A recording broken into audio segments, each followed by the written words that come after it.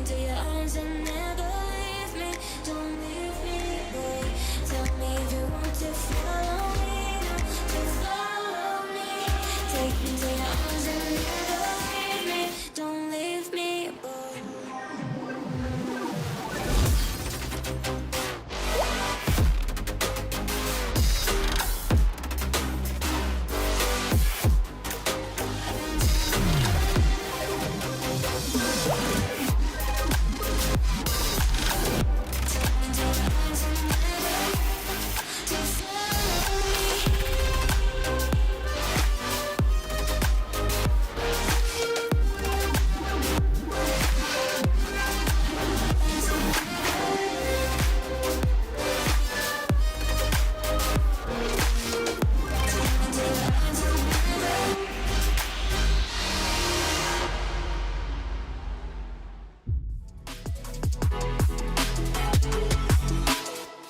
4 French drivers at the French Grand Prix trying to win this on the final lap. They're 3 wide again. Guillaume down the inside.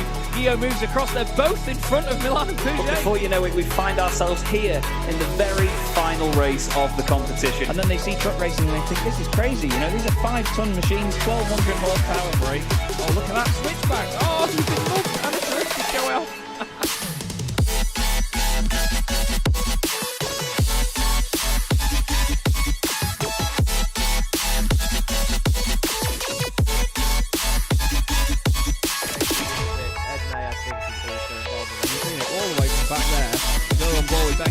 I love it. 10.5 minutes gone. Senna Lanson tries to go for the race lead.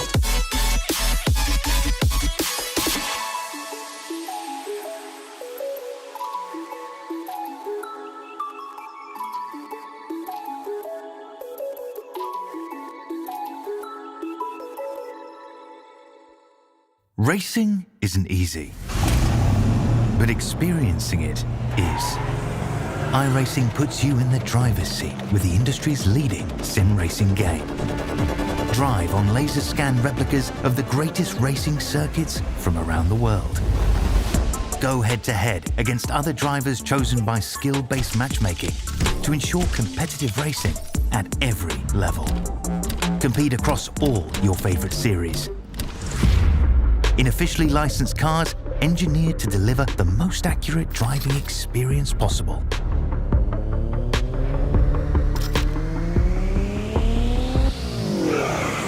Join a race or host your own with players from across the globe. Race against the computer or in a league with friends. Feel the thrill behind the wheel. Visit iRacing.com.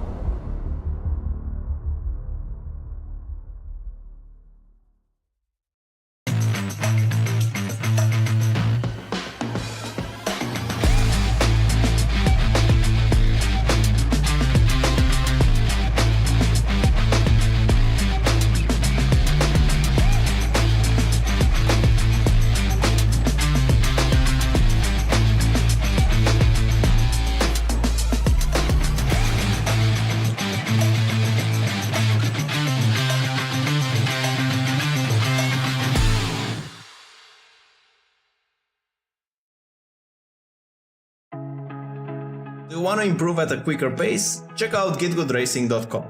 I've coached hundreds of drivers, from real-life racers to sim enthusiasts, who experience rapid improvement after just one session.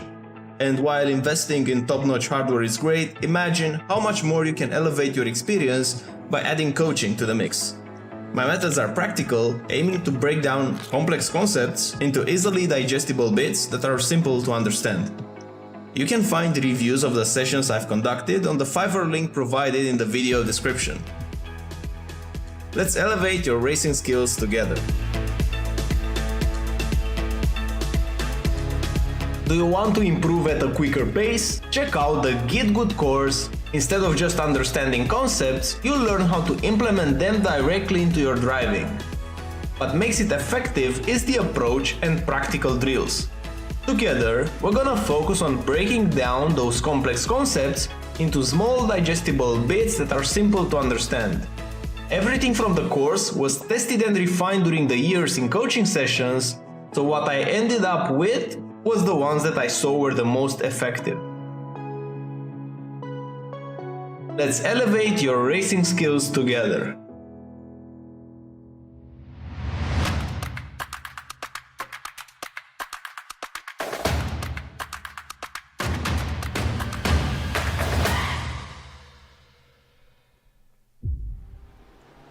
Good evening, everybody. Welcome to Chaz Draycott Media and welcome to the latest round of the Evolution Sim Racing GT3 Championship here from the glorious Brands Hatch Grand Prix circuit in the southeast of the United Kingdom. My name is Chaz Draycott and I'm delighted to have alongside me once again the wonderful Ed May. Ed, we come here after a busy start to the championship, some fantastic mixtures of endurance rounds and sprint rounds, and with a little surprise, even for us up here in the commentary box, as it seems tonight we've got two 30-minute races instead of a 1-hour race as proposed to us in the rulebook. Yeah, keeping us on our toes as much as keeping the drivers aware of what's going on, but it's going to be great to have twice the action, isn't it, really? They do compress a lot of moments and, you know, drama into those 30-minute races. So to have two of them here on Brands Hatch, a circuit that tends to lend itself to some great sprint action. I'm very much excited to see what unfolds. And speaking of great sprint action, we saw some proper good battles, didn't we, last time out at Misano? Yeah, absolutely. We had a lot of fun at Misano last time round, and, well, it was certainly a bit of a dramatic round of the championship, or a pair of rounds at least, because we had a lot of contact between teammates, we had a lot of very feisty battles near the front of the order, and the Evo class battles as well were just as awesome. It was great fun to watch. We'll have a quick look at the championship standings coming here into round 6 and 7 of the season, and it is Troy Dolinchek that is currently at the top, 26 points clear of Luke Lucchese, and then his other teammate Tristan Dinobrega in third position. Jean Breitenbach is best of the rest at the moment. He's close with Ryan Ottens and his teammate Luke King, with Matt Hoyland and Gianni Terhar flying the flag for their respective teams. Joe Glass in 9th position at the moment, been broadcasting the TCR series on the Monday nights as well as Joe, and Christopher Radloff completes the top 10 in the elite class. Matthias Penteler and Tristan Engelstad hoping to catch back up there. But then we move on, Ed, into the sort of the middle class of the field, which has been massively entertaining so far, with the Premier Division. Yeah, and in the Premier class, it has been a very accomplished start to the season so far for Joe Sparrow, with a podium at least in all of the first 5 races so far, with 2 victories as well to his name. He's looking very comfortable ahead of Marcel Breitenbach by nearly 90 points to the Barbecue Bread Racing Audi driver. Jack Wyborn in 3rd, just 1 point shy of 2nd place, is in the conversation, along with Stephen Donnelly, who himself was only 3 points shy of the top 3 in the Premier class. Then we come to Hussein Sarakar Desla, and also Jake's close in behind as well, in 5th and 6th. Rounding out the top 10 of the Premier class is Rob Mackay, and it's good to see Rob Mackay still there, up with some good points to his name despite a lot of his technical gremlins, but we know that if he gets a clean race, he should be able to make some inroads to the rest of the top 10. Yeah, definitely. It's easy to sort of fall back a little bit, and we've seen before that drivers just have to have one bad night and it can really ruin their championship charge. This is how it looks in the Evo class at the moment, with Malo TA top of the pile here, just 15 points ahead of Dennis Koller, with Francois Brandet in 3rd position, but quite a chunk of points back. Koller and TA both having some fantastic race meetings so far this season. Graham Matthew finds himself in 4th place, just behind the guys ahead, with James Howarth in 5th position. Martin Kenyon is ahead of Danny Weir, only 1 point clear of Robin Noel Brown, with Owen Seward and Alex Boniface completing the 10. Then we have Sean Clark and James Pallett in 11th and 12th positions. We move on to the Teams Championship, and it is RDSA Esports at the top of the pile. Unsurprisingly, 1, 2 and 3 in the Elite Class Championship, 546 points for them. The JSD Racing team are going well as well. In 2nd position, they've got a healthy advantage then over Glass Tech Racing, who only have 5 points over Barbecue Bread Racing, and then DXT are next up as well. Only a small gap between some of these teams, Ed, and it doesn't even get any bigger when you look at the rest of the teams as well. Yeah, it's so close, isn't it, all the way through. It just shows what an exciting start to the season we have had so far, and you know, start as you mean to go on. Hopefully we'll see more of the same here at Brands Hatch for rounds 6 and 7 of the Evolution Sim Racing GT3 Championship. Looking at some of the action out on the circuit now. Of course, this is like we mentioned 2 30-minute sprint race affair, but there is no element of changeable conditions, which is what we saw, wasn't it, last time at Misano with that threat of rain. It didn't end up materializing, but it added a little bit extra for the drivers to think about. Now they can just fully focus on going all out from lights to flag. Yeah, they absolutely can. Quickly, before we get to that, we're just going to look at the next sort of set of standings that we've got, which is now the incident ratings. So the guys have now got a prize for the 5 safest drivers in each class over the course of a season. So even if you don't end up winning races, you don't end up getting all the points in the world, you can still fight your corner in terms of having clean races as well. And it's to help promote, obviously, low incident counts in each race for the drivers and the cleanest racing we can possibly have. Matthias Pentela leads the way at the moment in the elite class, ahead of Jean Breitenbach and Gianni Terhar, with Simon Cheshire and Rob Sutherland also up for awards at the moment. As you can see, it's an iRacing $15 voucher that they will win for their cleanliness. Robin Aston and James Bostock first and second in the Premier class, ahead of Wesley Van Rens, who somehow hasn't hit everything with that Mustang. Jack Wyborn in 4th place. That's a reflection on the Mustang, by the way, not on Wesley. Jack Wyborn is 4th, with Marcel Breitenbach in the Audi in 5th. And then in the Evo class, it's Malo TA ahead of Dennis Collar, Francois Brandet, as it is in the Championship, with Sean Clark and Martin Kenyon completing the 5 drivers that are currently on for points there. But we look now at Christopher Radloff in the Alpha 1 Esports Porsche. These guys have been pretty up there, haven't they, Ed, with keeping the RDSA boys on their toes?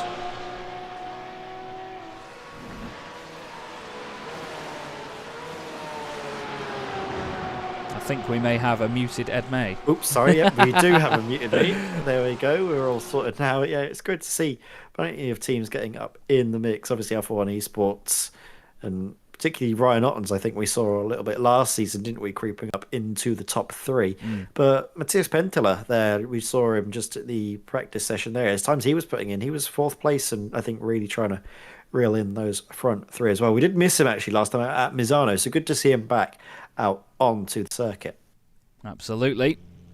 James Howarth, the first driver to pop up in the qualifying session. He's not actually headed out on the circuit yet. He's just getting moving now in the Porsche 911 992 GT3R. And one of the key things to think about here, Ed, is just how bumpy this circuit is. And in a typically British circuit way, it's not bumpy in the way that it's like aggressive bumps. You know what I mean? Like it's not like a solid change of surface. They're all really smooth and gradual bumps, so they upset the car in a really strange way, don't they, around a circuit like this? Yeah, it's sort of gradual loading and unloading of the suspension, which can really throw drivers, particularly into some of these braking zones. They have been smoothed out over the years with numerous cars going over them to help sort of even it out. But again, it's never going to be 100% here, because obviously you can see the trees either side of the circuit. Isn't forming a corridor for you to drive through. Those routes do end up pushing a little bit of the tarmac up and around and causing a bit of a headache for the drivers. And it's the same, of course, in the real world around here. This circuit is, of course, laser scanned, as are all of the circuits on iRacing. So anything the drivers will be feeling basically in person in real life is basically emulated brilliantly on the sim, which is, I think, why it's so great to have something like this. Not necessarily big name in terms of international motorsports, but certainly here in the UK, one of the most sort of well-renowned circuits, isn't it? Just modelled perfectly. Yeah, it really is. I love Brands Hatch. Fantastic, fantastic track. The TCR Championship that the Evolution Sim Racing Series hosts was here on Monday night as well. Plenty of exciting racing there, which is broadcasted over on their YouTube channel as well, so make sure you do go and subscribe to them. It's broadcasted by the lovely Joe Glass, who does a great job of solo broadcasting a lot of us. And yours truly races in it as well. Badly, has to be said, but I race in it all the same. And I actually had a really good night with the championship. Let's call him the boss, James Bostock. He doesn't like being called the boss. James Bostock, actually, every single race, it's 3 races each night, 20-minute races. Every single race, we were side by side on lap 1, down from here, from Druids, all the way down here to Graham Hill Bend. Every single race, we ended up side by side with each other. We had a really good scrap, loads of fun. And this track sort of promotes it, doesn't it, Ed? It really does get the drivers alongside one another and really invites people to make moves and go for it. Yeah, it does. And I think, as we can see, drivers, I think, trying to get to grips with the circuit. Of course, we aren't expecting the times to be fully unbeatable at this stage. It does take a little while for the tyres to get warmed up here in these GT3s, but I think Troy Dolenchek is just trying to set a banker lap, and he does. Goes to the top of the pile, but only by a tenth and a half as Christopher Radloff there for Over One Esports keeps close behind him. John Brayton might up into third overall. Top of the Evo class has seen Francois Brandet, the XT Magenta. I love this livery so much, Chaz. I know you do as well. It's a beautiful, beautiful rendition of the sort of Monster Ultra cans they have. So nice. Absolutely is. There's a bit of a running joke with it as well that Francois is actually diabetic, so he wanted to have a bit of a fun sort of nod to that as well. But it's great to see. I've actually been chatting a lot about many a thing with Francois in the week, actually. He's a really, really cool bloke, is Francois. Lovely guy. We've interviewed him a few times as well.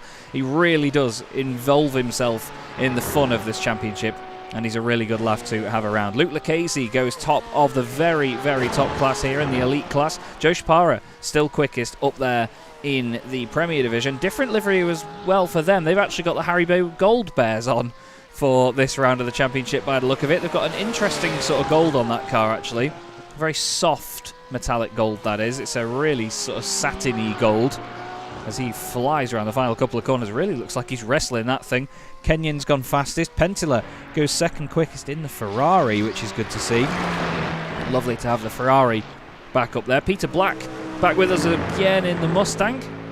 The absolute powerhouse that it is. John Breitenbach goes third fastest outright. Let's just ride on board for a second. Just give Ed his medicine. It's beautiful. It's a wonderful, wonderful sound. It really is medicine for the soul, that beautiful growl of that V8.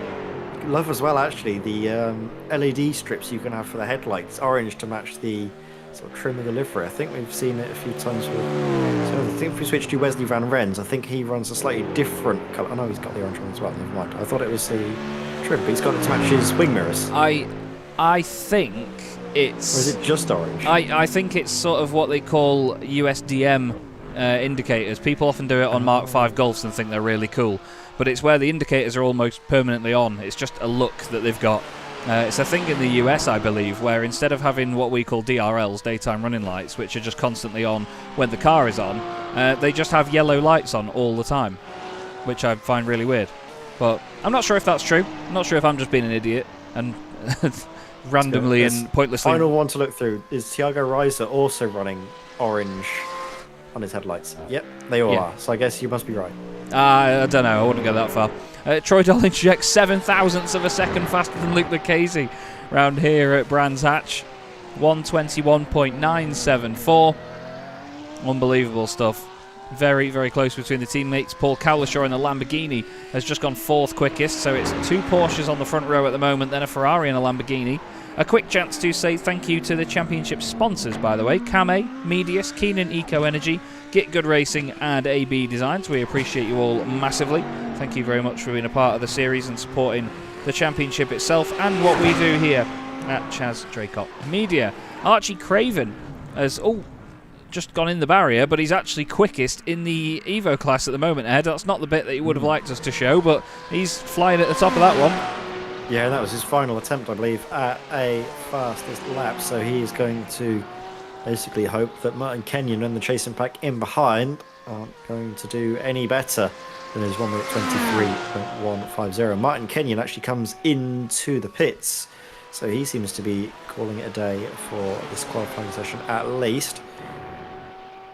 Robin Aston here. Well, we were following Robin Aston, and we're going to follow James Bostock, who's got he's gone up into fifth place now, as he's been usurped by Matthew Jones. Third place. I see the time is really starting to fall now. The tyres are, I think, properly in the sort of perfect window. As Ashley Brooks is, he's had for a bit of a drive. He's had a bit of a moment. Yeah, I think just losing. Whoa! It got away from him there, and that would have slightly warmed up the rears. And then as he's gone in here, the back end's going to break away maybe. Oh, it's just so slowly gone around. Oh, he's actually done a good job to keep that out of a barrier, to be honest with you. We've got Nick Stubb across the line now. He had a really busy round at Misano. He crosses the line for Glasstech Academy. Preston goes second fastest as Nick Stubb goes 9th in his class. I think that might be the first time this season that we've seen Joseph Preston out there on the circuit, another one of the JSD Racing team drivers. We were supposed to have a few debutants tonight. We do have Khalid Ramadan for Aura Motorsports is back with us, or with us for the first time I should say. He makes his way up through the top of the hill. Lucchese's just gone quickest by 0.2 of a second, by the way. But it's always good to have another one of these cars out on the circuit, Ed, where we get to look at this gorgeous livery. Just trying to find... Jonathan Provost has joined the championship as well. He's in undercover sim racing, as you can clearly see. But he is currently... I've just lost him on the timing. 11th in class at the moment. Now, Jonathan Provost used to race against me in GT3s back in 2016, 17, I think it would have been. Long time ago. I painted, I think, an Audi R8 for him. And boy, that seems like forever ago. This was before I was even on the sim, to be fair, Chaz. Wow. I think it was him. Well, unless it's not the same guy, but he's got a very low number on his iRate. His iRacing ID number is very low, so I think he was an early customer, so it's very likely. Anyway, Khalid Ramadan is the other driver that joins us, and he is 8th in class at the moment. And he's pushing on in the elite class, 3,596 I rating. So a quick driver nonetheless. Makes his way up through Hawthorne's terrifying corner in a TCR car. I can tell you that from Monday night. I daren't go round here in a GT3 car because this part of the circuit, Ed, this is lively. Yeah, it really is. I could never quite have the bravery, the minerals to really chop the car through here, and I would always lose time. So those ahead of me through there, it's just so difficult. This corner, however, was a lot nicer. You get the camera, you can really chuck it through, as you just get a brilliant demonstration there by Kelly. And now to the final corner again, tricky because you've got the apex on a crest of a hill, so the car is sort of unloaded as you're trying to really force it onto the inside. That's the run now.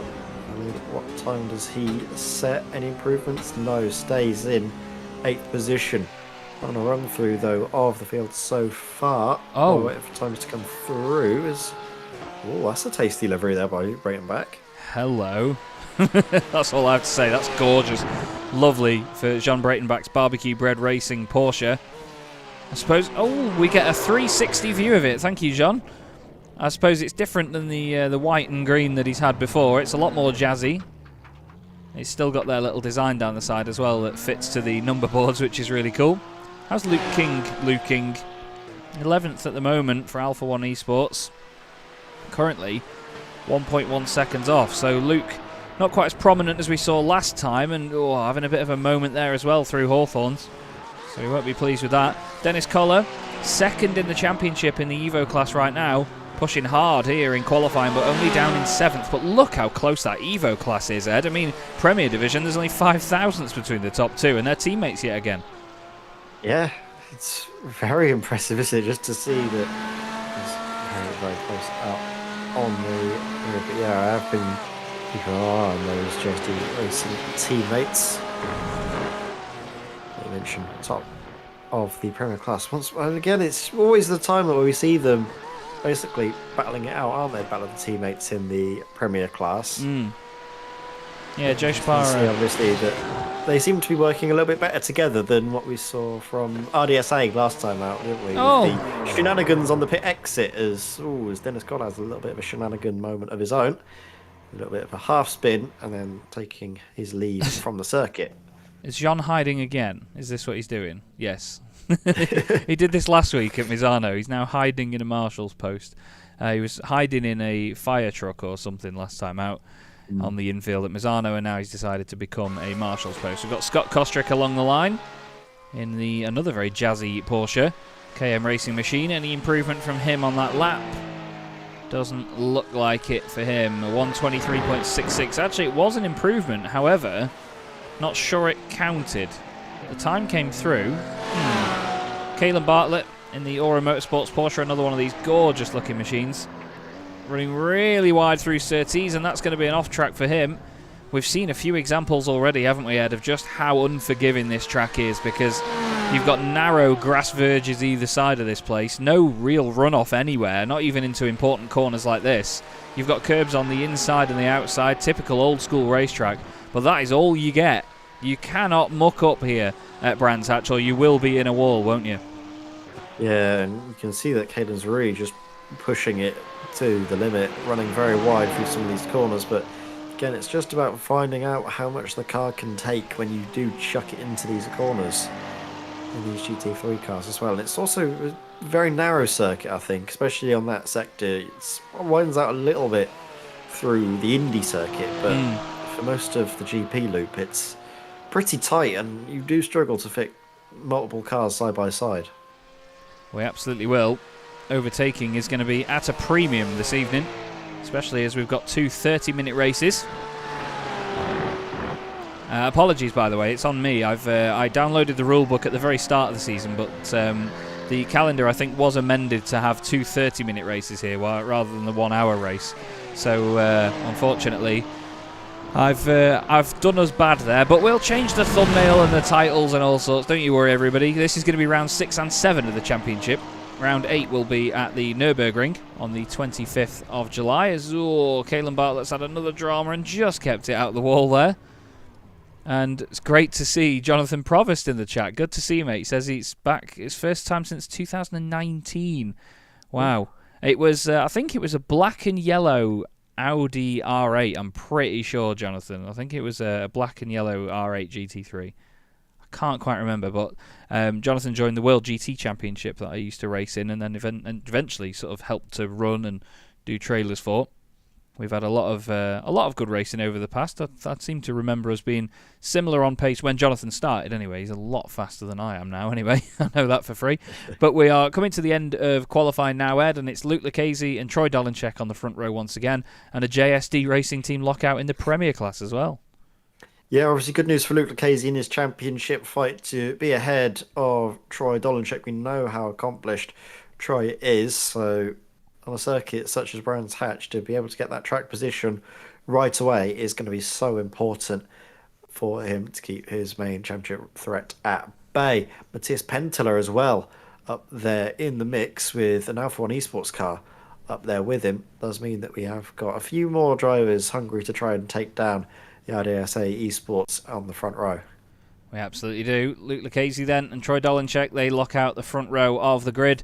But Matthias Penteler putting that Ferrari third. Great effort from him in the RD SimSport machine. Christopher Radloff next up for Alpha 1 Esports. Paul Cowlishaw flying the flag for the Lamborghinis in the Suma GP2 machine. He's in 5th ahead of Jean Breitenbach in that very jazzy Porsche in 6th place. Ryan Ottens is next up alongside the newcomer Khalid Ramadan, who is going to be starting from row 4. Peter Black starts in 9th place, and Joe Shapara, highest placed in the Premier class. He starts from 10th overall. We then have his teammate Stephen Donnelly in 11th, with Joe Glass starting in 12th position. Next up is Matthew Jones with Luke King alongside him. Bruno Silva and James Bostock make up the 8th row of the grid. Marcel Breitenbach is next, with Martin Kenyon taking pole position in the Evo category. He starts 18th outright. Russell Jakes is 19th, with Archie Craven in 20th position. Ati Nagel is in 21st, with Joseph Preston alongside him on the 11th row. Following them is Nick Stubb and then Gareth Newton. Next up is Robin Aston, with Francois Brandet alongside him. Jonathan Provost is next, with Sean Clark starting in 28th. Hussein Sarakadesla will begin the race from 29th, with Dennis Koller completing the top 30. Scott Kostrick is 31st, with Graham Matthew alongside him. James Howarth and Mallow TA make up the 17th row. Ian Cable and Rob Mackay make up the 18th row in 35th and 36th.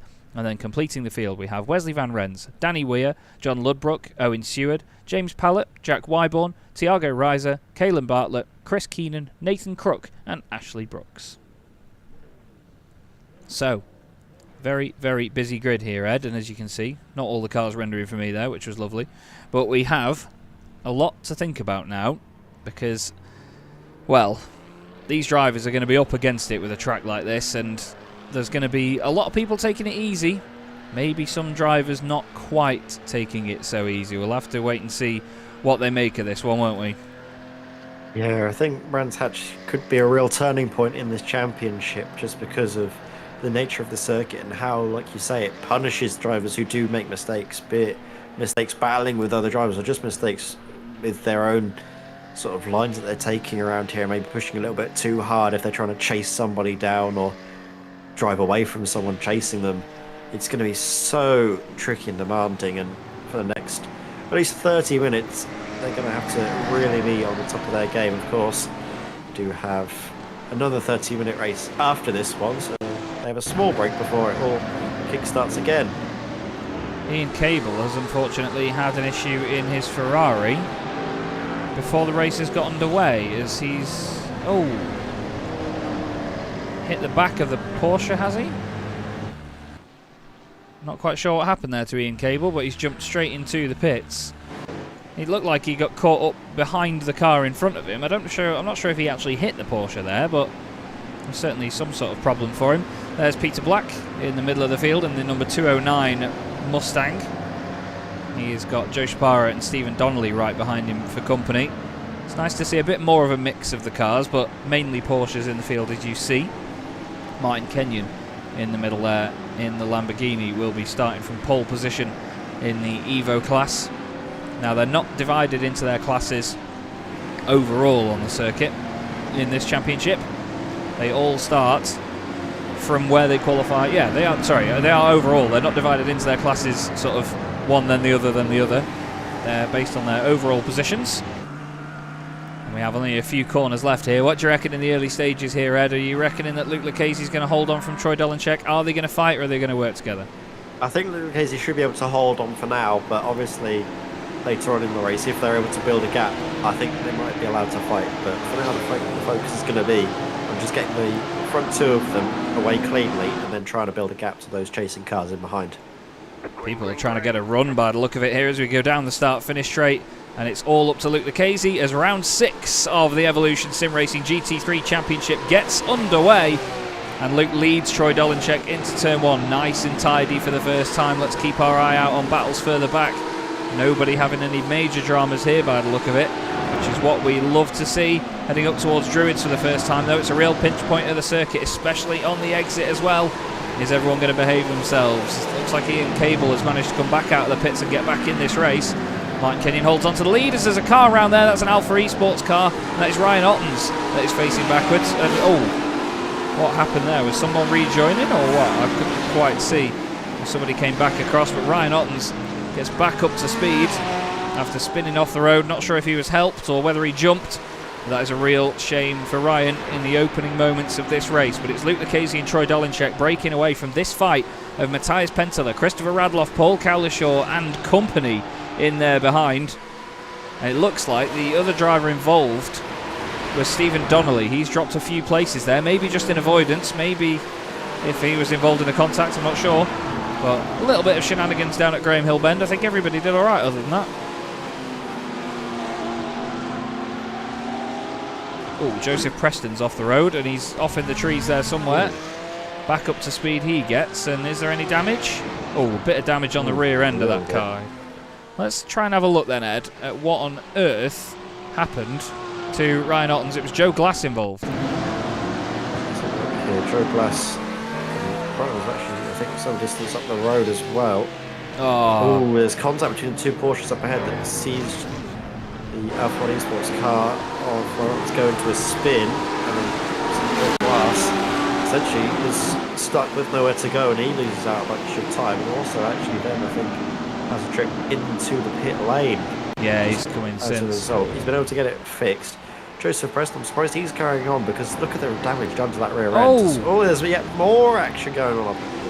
Tiago Reiser is involved in that one. Chris Keenan is in there. Danny Weir and Graham Matthew in the KM Racing Lamborghini. There's been all sorts of shenanigans going on there. Danny Weir, I think, was the one that started this. He seemed to go off the circuit first. He's in the middle. There's a car around. Graham Matthew is already around in front of them in the Lamborghini. He was already facing backwards. So I think Graham, not the one to blame, but I think... okay. So Chris Keenan and Tiago Reiser went off the road. And then we'll look at Graham Matthew, because, oh no, he's already around. Contact with Tiago. Or is that Wesley Van Rens? It was Wesley Van Rens, wasn't it? Van Rens, yeah. And there is Reiser going through it, and he got caught and then put in the wall by one of the Ferraris. So, oh dearie me. Like I said, it's a pinch point up there. Easily done. But the race continues on, and Joe Sparrow still leads in the Premier class. Martin Kenyon leads in the Evo class. But once again, Ed, with a slight gap to everybody else. RDSA Esports doing a great job. Yeah, it seems like the plan that I was, I guess, thinking that they were going to try and emulate or sort of put into practice has certainly come true, as they have now a over 2 second gap to third place Matthias Pentela, who's really feeling the pressure now from Christopher Radloff, but Christopher needs to have his work cut out for him if he's to try and get ahead of Matthias again, throwing him into compromised lines, getting better exits, but the corner's just come too quickly for him to make any sort of real attack. Looks like Archie Craven's just had an issue, unfortunately. Oh, Thiago Reiser is also off the circuit again as well. Oh, there's been an issue with James Pallett as well. A few of these guys having a bit of a nightmare at the moment. I think Archie had a problem with Surtees earlier on as he's gone in hot. Is he just going to go in hot on the exit? Oh, he's clipped the grass and he's corrected it. He's actually done a really good job there. But Thiago Reiser then had his own issue in the Mustang. He's got damage on the front. Let's see what happened here. Oh, he's just gone straight onto the top of the hill. James Pallett had this spin and was clattered into by a Ferrari behind. I think that was Ian Cable, who was off the circuit and in the pits earlier on as well, so he's having a torrid night, is Ian. Oh my goodness me, Russell Jakes lobbed at by Nick Stubb. Nick gives him the place back and says, sorry sunshine, didn't mean it. But wow, these guys are getting their elbows out early on here, sometimes out of just human error, but other times a little bit of over-exuberance. Yeah, really interesting, isn't it, just to see all of the drivers. I think, yeah, maybe just being a little bit too excitable in the open phase. I think Dennis Kohler has just had a moment there. Oh no, he has. He has. And after a very promising start to the season, he's not quite been having the same sort of luck as of late. He drops down now into 8th position in the Evo class. I mean, he smashed it at Misano. Yeah, he did, but it's been in waves, hasn't it? Yeah, it sort of ebbs and flows for him. He was also really astonishing in the wet, wasn't he? Yes. At Fuji. So yes.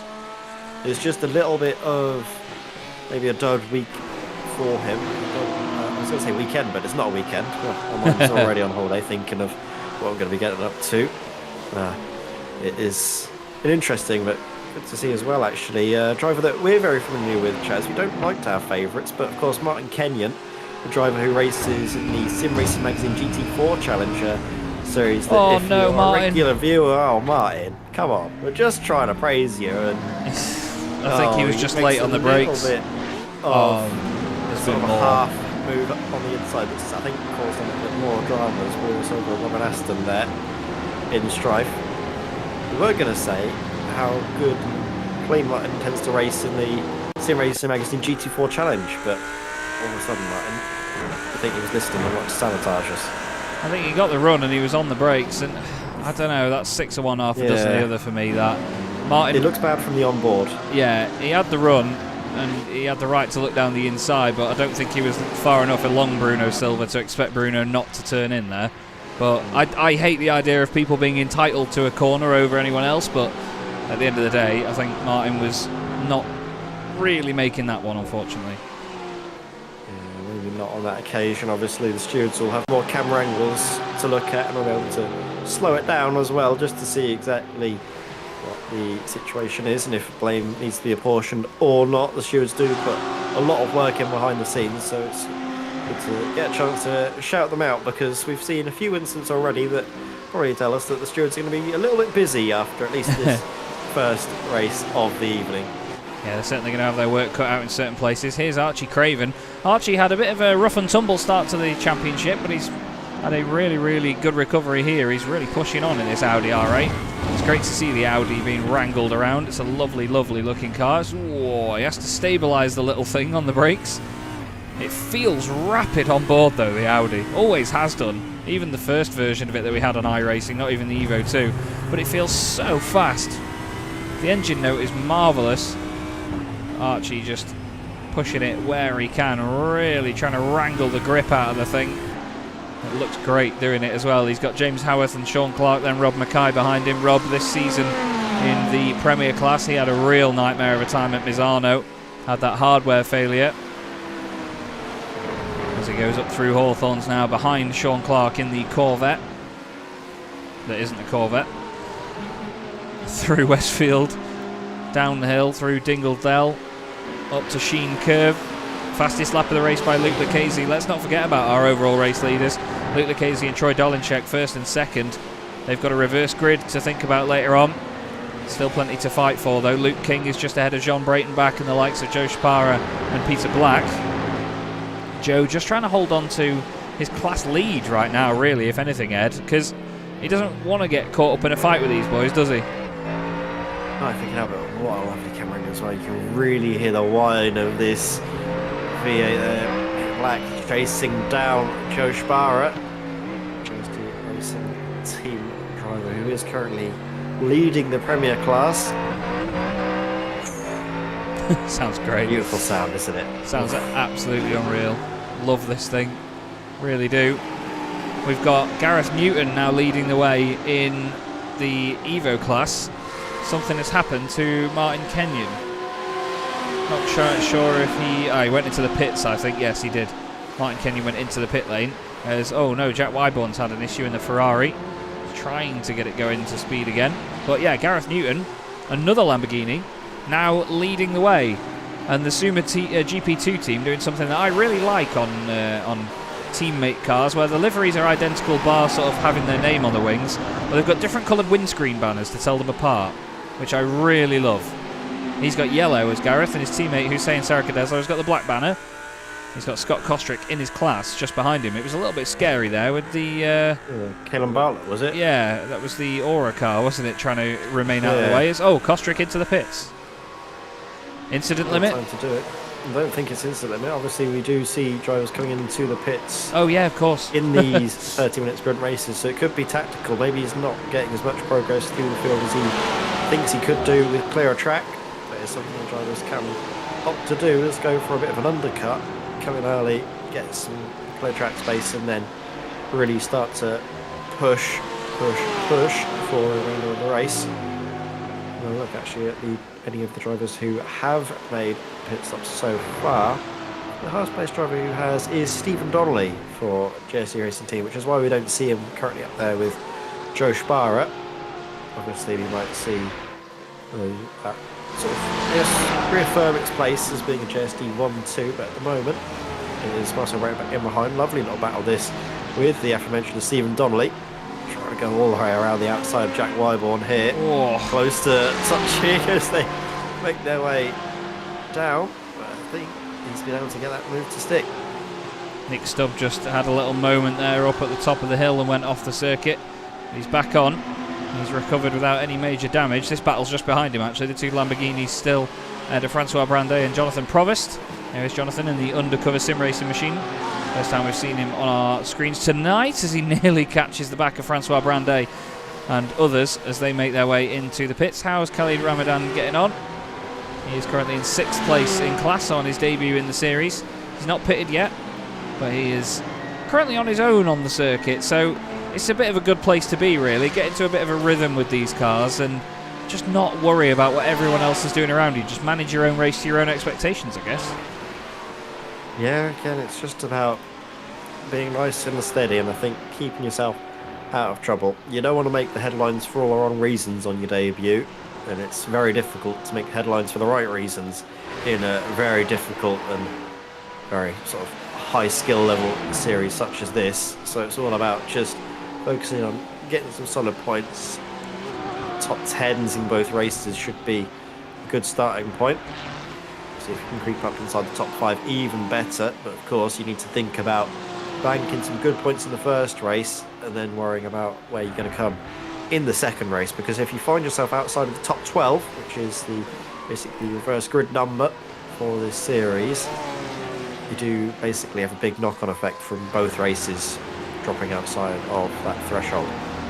As it stands actually in 12th place, it is James Bostock who will be provisionally fix. pole position. Yeah, I know. Absolutely. He knows the game, he writes the rules, and he's playing to them. Ridiculous. A quick shout out to Kame, Medius, Keenan Eco Energy, GitGud Racing, and AB Designs for their sponsorship of the Evolution Sim Racing GT3 Championship. We appreciate you all. Thank you very much for being a part of this series and supporting us with what we do here at Chaz Draycott Media. We look back from the Ferrari 296 GT3 of Matthias Penteler, third overall at the moment, third in the elite class as well, and doing a really solid job of it at the moment. The RD SimSport car going well, but Penteler has always been quick, Ed. He's actually the highest I-rating driver in the entire field, and he is certainly showing us why at the moment. A car that hasn't always been at the sharp end of the championship is being wrangled beautifully by the Finnish driver here. Great time of things, isn't it, at this moment in time? Obviously, like we know, Matthias Penteler is also leading the sort of incident point championship, not in terms of leading as in he has the most incidents, but rather that he has the fewest incidents per race, in the elite class at least. So he's certainly trying to use his good, clean, sensible driving to good effect. Simply working now as he's able to pull a little bit of a gap to Christopher Radloff. Sometimes that was, I think that was helped a little bit by traffic. I think we saw earlier that there was it Rob Mackay, I think, between them a few laps ago. A lap ago, rather. Which is so helped out. But that's also another thing that drivers have to focus on in this, is obviously the traffic management. A little bit of almost endurance style racing creeping into these sprints.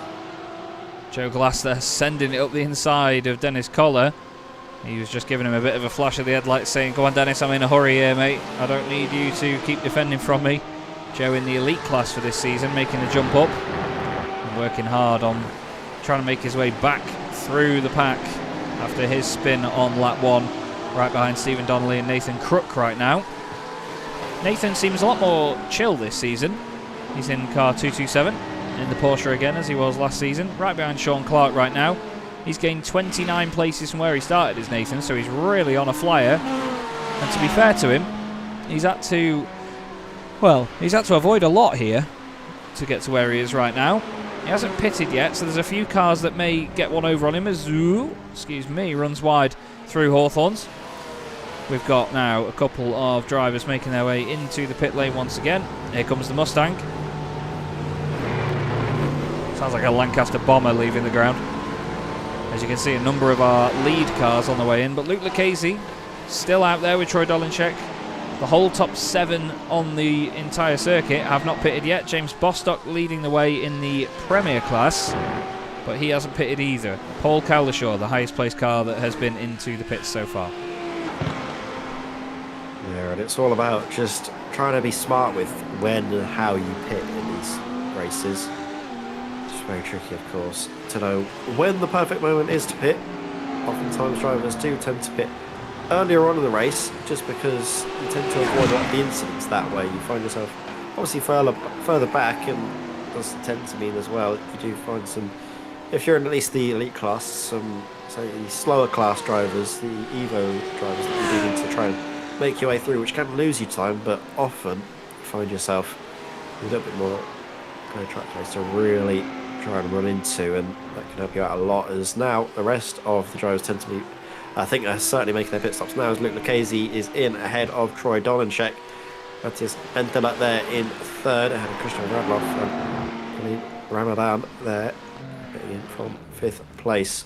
Interesting to see now what Luke Lucchese or Troy Dolenczek are going to do in the pit lanes, try and get one over into the lead of the elite class. And Troy Dolenczek gets ahead of Luke Lucchese. Luke Lucchese is still stationary, actually. Has been overtaken by Penteler and Radloff. Has Luke Lucchese potentially had a bit of time added to his pit stop for potentially an unsafe pit entry? Maybe so. He's still sat there at the moment as well. That is a huge shame. This will be 40 odd seconds. He's been stationary for 38, 39. It might come up to about 52 seconds, so he's got another 10 or so left. That is pain for Luke Lucchese. He's going to be fuming any second now. He'll get moving. Yep, that is a speeding penalty on the way in, or an unsafe pit entry for Luke Lucchese. That is devastating stuff. And that's going to see him as well hampered for the second race as well, because that's essentially where he's going to start the race from, in around about 12 and a bit minutes time. Just because obviously he's going to be outside of 12 reverse at the grid as James Howarth. Let's have a look now. This is into Sterling's. Sean Clark. Oh no. Oh no. gets a little bit. I think actually he reverses to try and get out of the way, but then he actually comes across. Was that Wesley Van Rens? Yeah, I think Sean went off in avoidance. Let's see. So the Porsche goes around. To be fair, Sean's already having the accident on his own. It's just timing is... Oh, he tries to reverse out of the way, not knowing there was a car that close behind him. He tried to do the right thing. Because where he was, it would have felt like he was in the middle of the road, rather than up near the barrier on that side. But Luke Lucchese, the talking point now, as he has dropped numerous positions. He's 11th in class, and he is currently 21st in the race. Unbelievable stuff.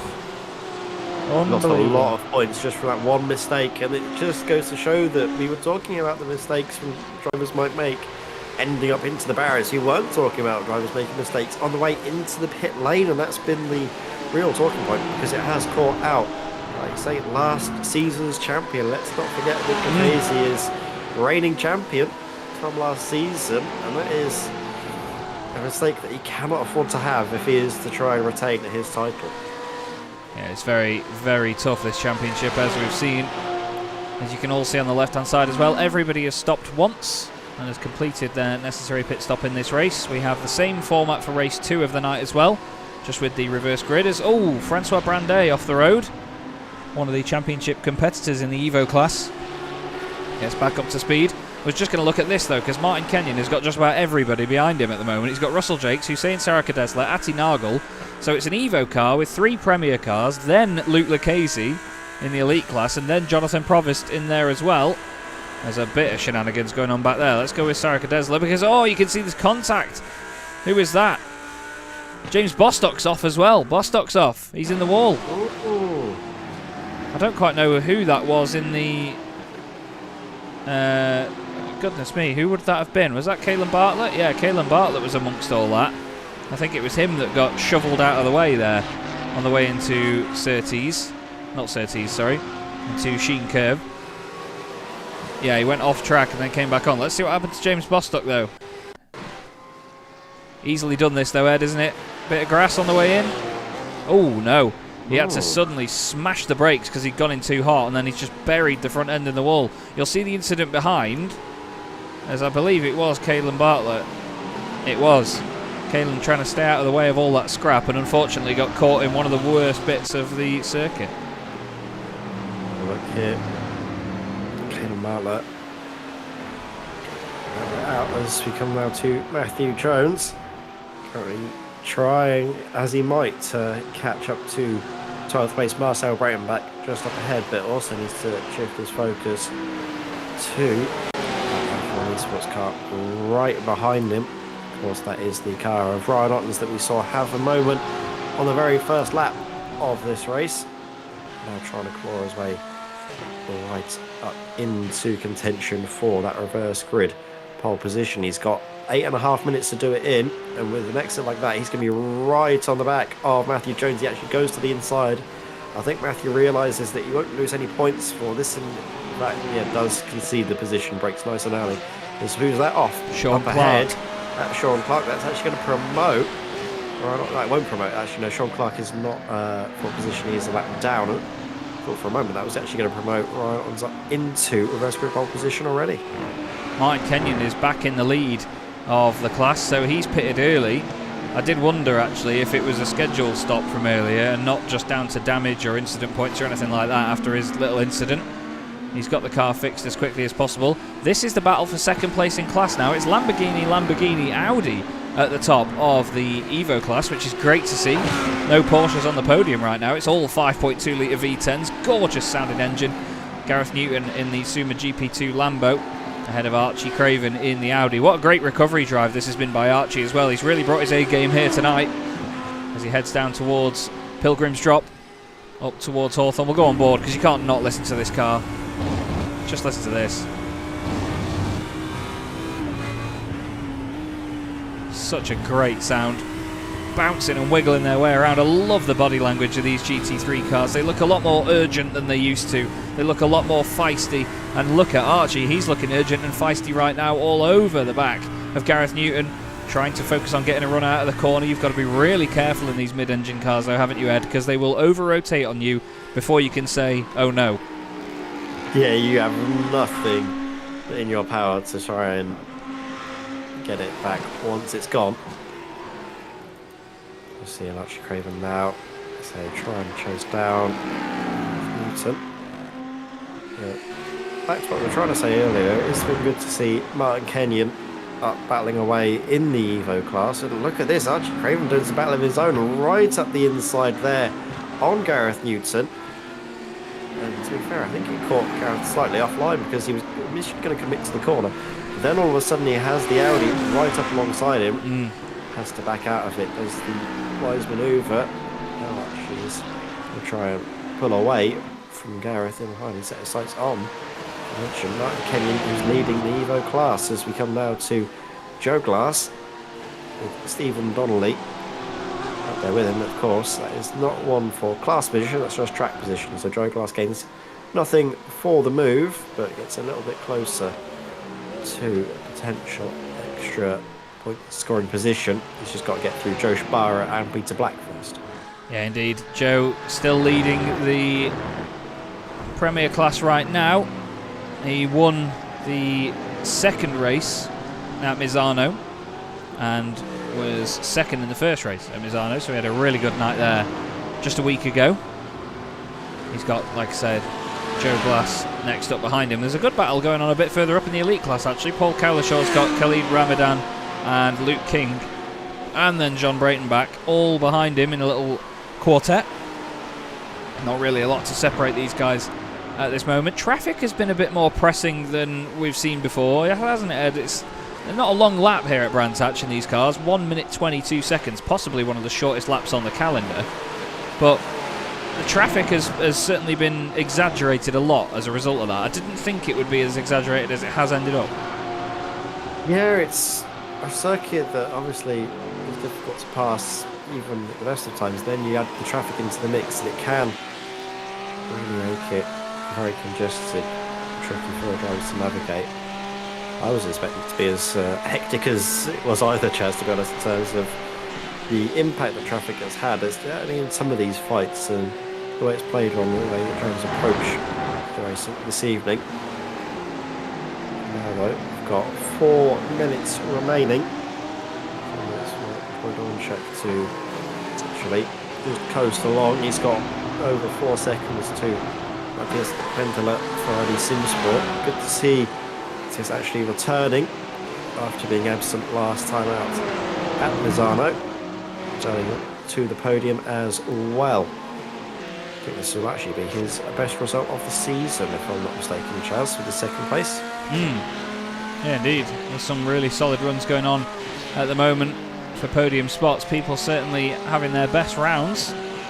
We look here at Francois Brandet, who's definitely not having his best round, but he's having a good scrap with Ashley Brooks, championship sponsor Ashley Brooks, AB Designs, for the DXT Cyan team. Nothing cyan about the Corvette tonight, but it's still a lovely looking race car. Ashley does a good job of iRacing liveries as Francois looks down the inside. Ashley says, no thank you, sunshine, we want none of that. They've got Dennis Collar 5 seconds up the road. John Ludbrook and Wesley Van Rens are having a bit of a scrap there. John's trying to look down the inside in the Porsche. Oh, trying it. Oh, big moment there by Wesley. Kicks the back end out. This is no Ferrari now, sunshine. Side by side. And look at this. Dennis Collar has a front row seat to this fight. Porsche versus Mustang is an interesting one as they both sort of float around, and around the outside goes John Ludbrook. Lovely move indeed. Gets that one done and tries his best to disappear over the horizon as quickly as possible. Unfortunately, Jonathan Provost has had an issue here in his Porsches. Oh no, he's lit up the rears down the hill. Oh, he's managed to save that, but no, he's overheated said rears. And then had a spin, and he's going to try and stay out of the way. Oh, that's Archie Craven. And that's Gareth Newton, and then he decides he can go forward from there. Whoa. Good stuff, though, by Jonathan. As James Howarth is the next one to have a problem, and he's had that through Westfield. That is a horrible corner to have a moment at. The iRacing AI took me out through here the other day in the Formula Indy PM18 things. Just sent it up the inside and flew over my front right wheel. As James Howarth, he has that sort of lazy spin that the Porsche is quite prone to. As, someone else might have just had one. Francois Brandet is off the road as comes back on. Everyone's going off here, Ed. What is going on? Oh, no, he's had a run-in together with Ashley Brooks.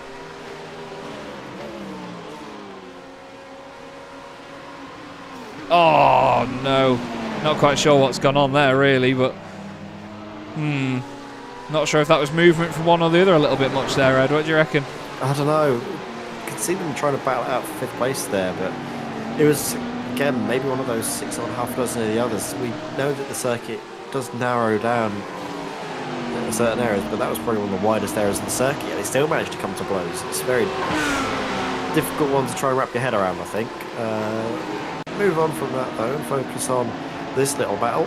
Paul Cowlishaw trying to defend his 4th place from Ramadan. So a great turn of these on his debut, up in 5th position. See as well, actually, at drivers who are on for some solid results. Joe Sparrow looks to be almost a dead cert to continue his run of podiums with a victory in this first race of the evening, as Troy Dolanchek will basically greet the white flag and have one more lap of this Brands Hatch circuit for at least the first race of the evening. Joe Sparrow continuing on, by the looks of things, his clean sweep of podiums with another win. Stephen Donnelly right up there with him for JSD Racing, making it another JSD 1-2 in the Premier class. Martin Kenyon, though, he seems to be on track for his first ever podium and first ever victory in the Evo class. Yeah, he's having a fantastic run of it here.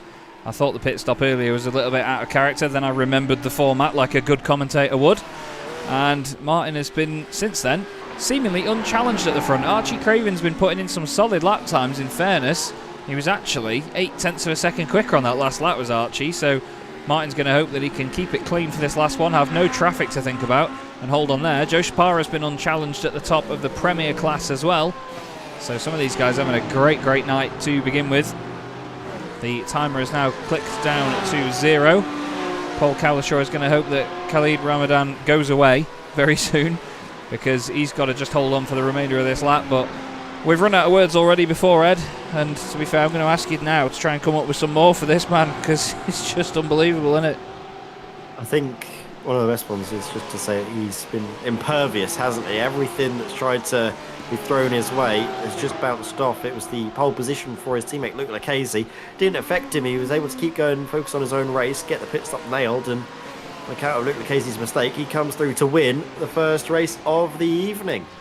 And Matthias Penteler with a great second place here in round 6 of the championship. Christopher Radloff takes an overall podium as well. 3rd in the elite class for him. Very well done there.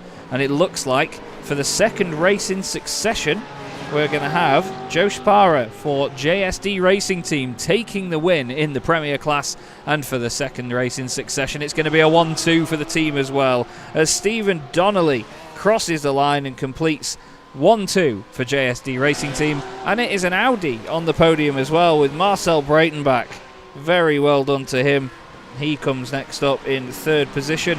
Then we move back to see, round the final corner, as Ed rightly mentioned, a driver that we've commentated a lot on here on Chaz Draycott Media in many a series. And Martin Kenyon wins the Evo class in round 6 at Brands Hatch. Archie Craven with a great job in 2nd position. Boy, he worked hard for that. He had a great run there. And Gareth Newton 3rd means that for the first time in about 600 years, we don't have all Porsches, a Porsche on the podium at all in the Evo class.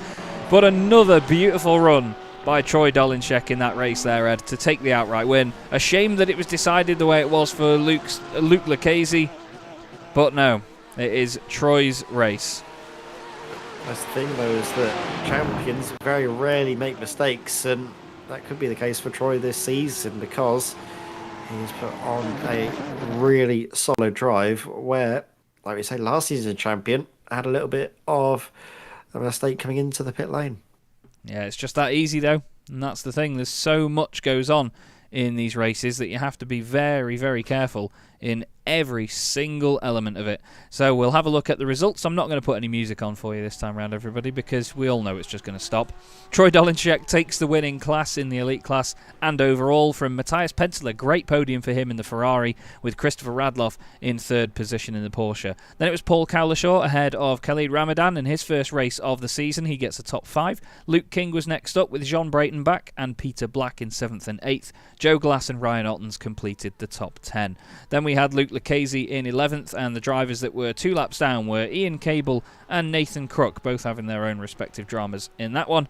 And then Ed May will take us away with the Premier class. Thank you very much, mate. And it is Joe Sparrow who wins yet another race in this season, bringing his total tally to 3, ahead of Stephen Donnelly, his teammate, making yet another JSD Racing 1-2. Marcel Brayton keeps himself with another podium there in 3rd place, ahead of Matthew Jones and Hussein Sarakar-Deslet. Russell Drake's in 6th, ahead of Atti Nagel in 7th, with Jonathan Provost, John Ludbrook and Wesley Van Rens 8th, 9th and 10th, rounding out your top 10. Finishing a lap down from the race leader is James Bostock in 11th place, ahead of Bruno Silva, Nick Stubb, Jago Reiser and Robin Aston. Rob Mackay finishes 6 laps down. I believe he still scores points. However, Jack Wyborn finishing 13 laps down. Scott Kostrick finishing 15 laps down. Do not score any points for the first race of the evening. Thank you very much, Ed. And here we are in the Evo class with Martin Kenyon taking his first win. Very well done to Martin, with Archie Craven. A great drive that by Archie. He was a real star in that one. Dropped down a lot and then basically recovered and flew back up through the order to get 2nd place, less than a second off the win as well. Gareth Newton completes the podium. That's 3 5.2 litre V10s, my favourite engine, at the very top. Dennis Kohler finishes in 4th place. Not a bad recovery for him, considering he had a spin. Ashley Brooks had a little bit of drama near the end there as well. Danny Weir finishes in 6th position, ahead of Owen Seward, and Malo TA, the championship leader, finishes only in 8th place. Francois Brandet only 9th as well, a lap down, with James Howarth and then Graham Matthew, Sean Clark, Chris Keenan, Joseph Preston, Caelan Bartlett and James Pallett completing the order. The last 3, I believe, not completing the race that time round. So busy stuff, Ed. We've got a few cars out on track, and by a few I mean 1. And it's James Howarth that is putting the laps in at the moment. He had a bit of a rough ride in that race too, didn't he? There was a few drivers that just couldn't quite get it together that time.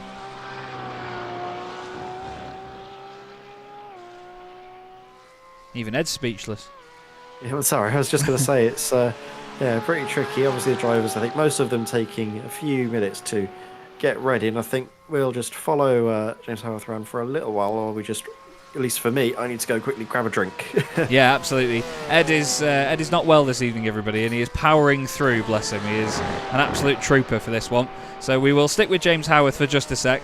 Give us a minute, and we will be right back with you.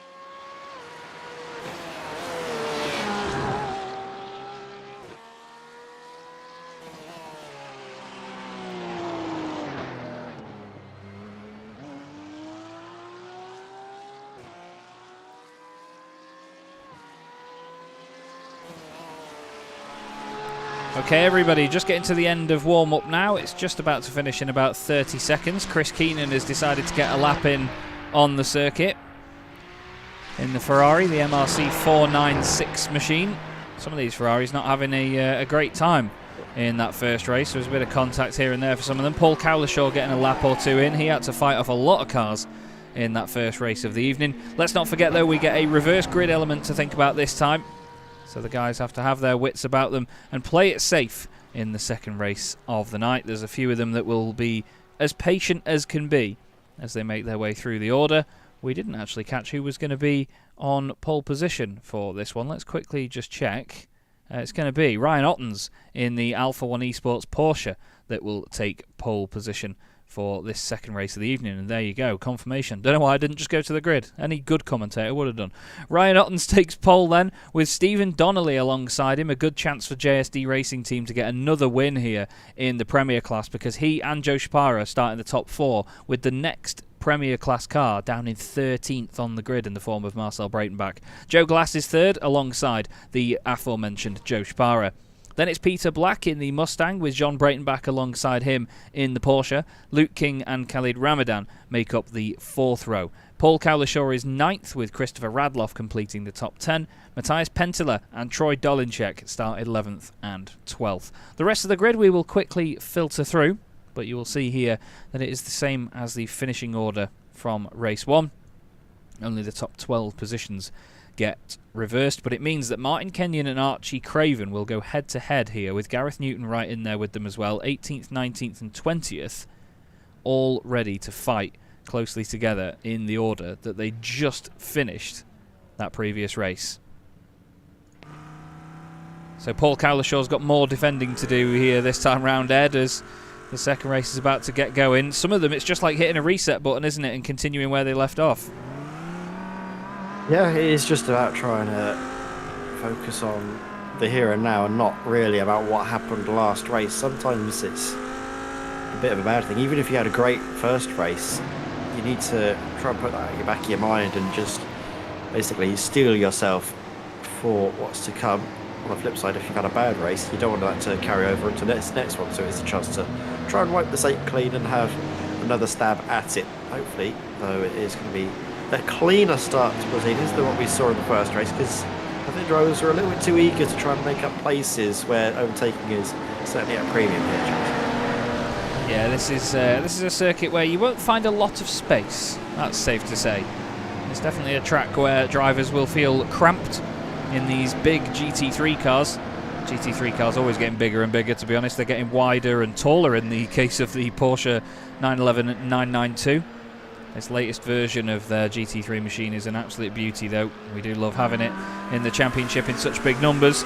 Doesn't quite make the great noises that the Lamborghinis and the Audis make, but the V10 is an acquired taste. A lot of people love the high-pitched flat 6 from the Porsche. Bit of a blink in and out there. That's Luke Lucchese, reigning champion, let's not forget, overall and in the elite class. He's got a lot of work to do from there, but I'm excited to see what Luke can do in terms of his sort of comeback drive here, Ed. He's got certainly the potential to do it. It just needs the patience. That's the key element here, isn't it? Yeah, it is. It's just, again, there's so many different moving parts that go into these races, and there's no one sort of surefire way to come out on top. Otherwise, if there was, every driver would be doing the same thing. It's just so difficult, especially for drivers like Luke Lucchese who find themselves in the midst of things in the opening lap, because there could be a few incidents up ahead of him. He just needs to, I think, take it easy on the opening lap, make sure he gets through without any damage, and then can set about trying to claw his way back up into the championship fight for the elite class. But right now, Ryan Ottens is going to be setting the pace with Steve Donnelly alongside him.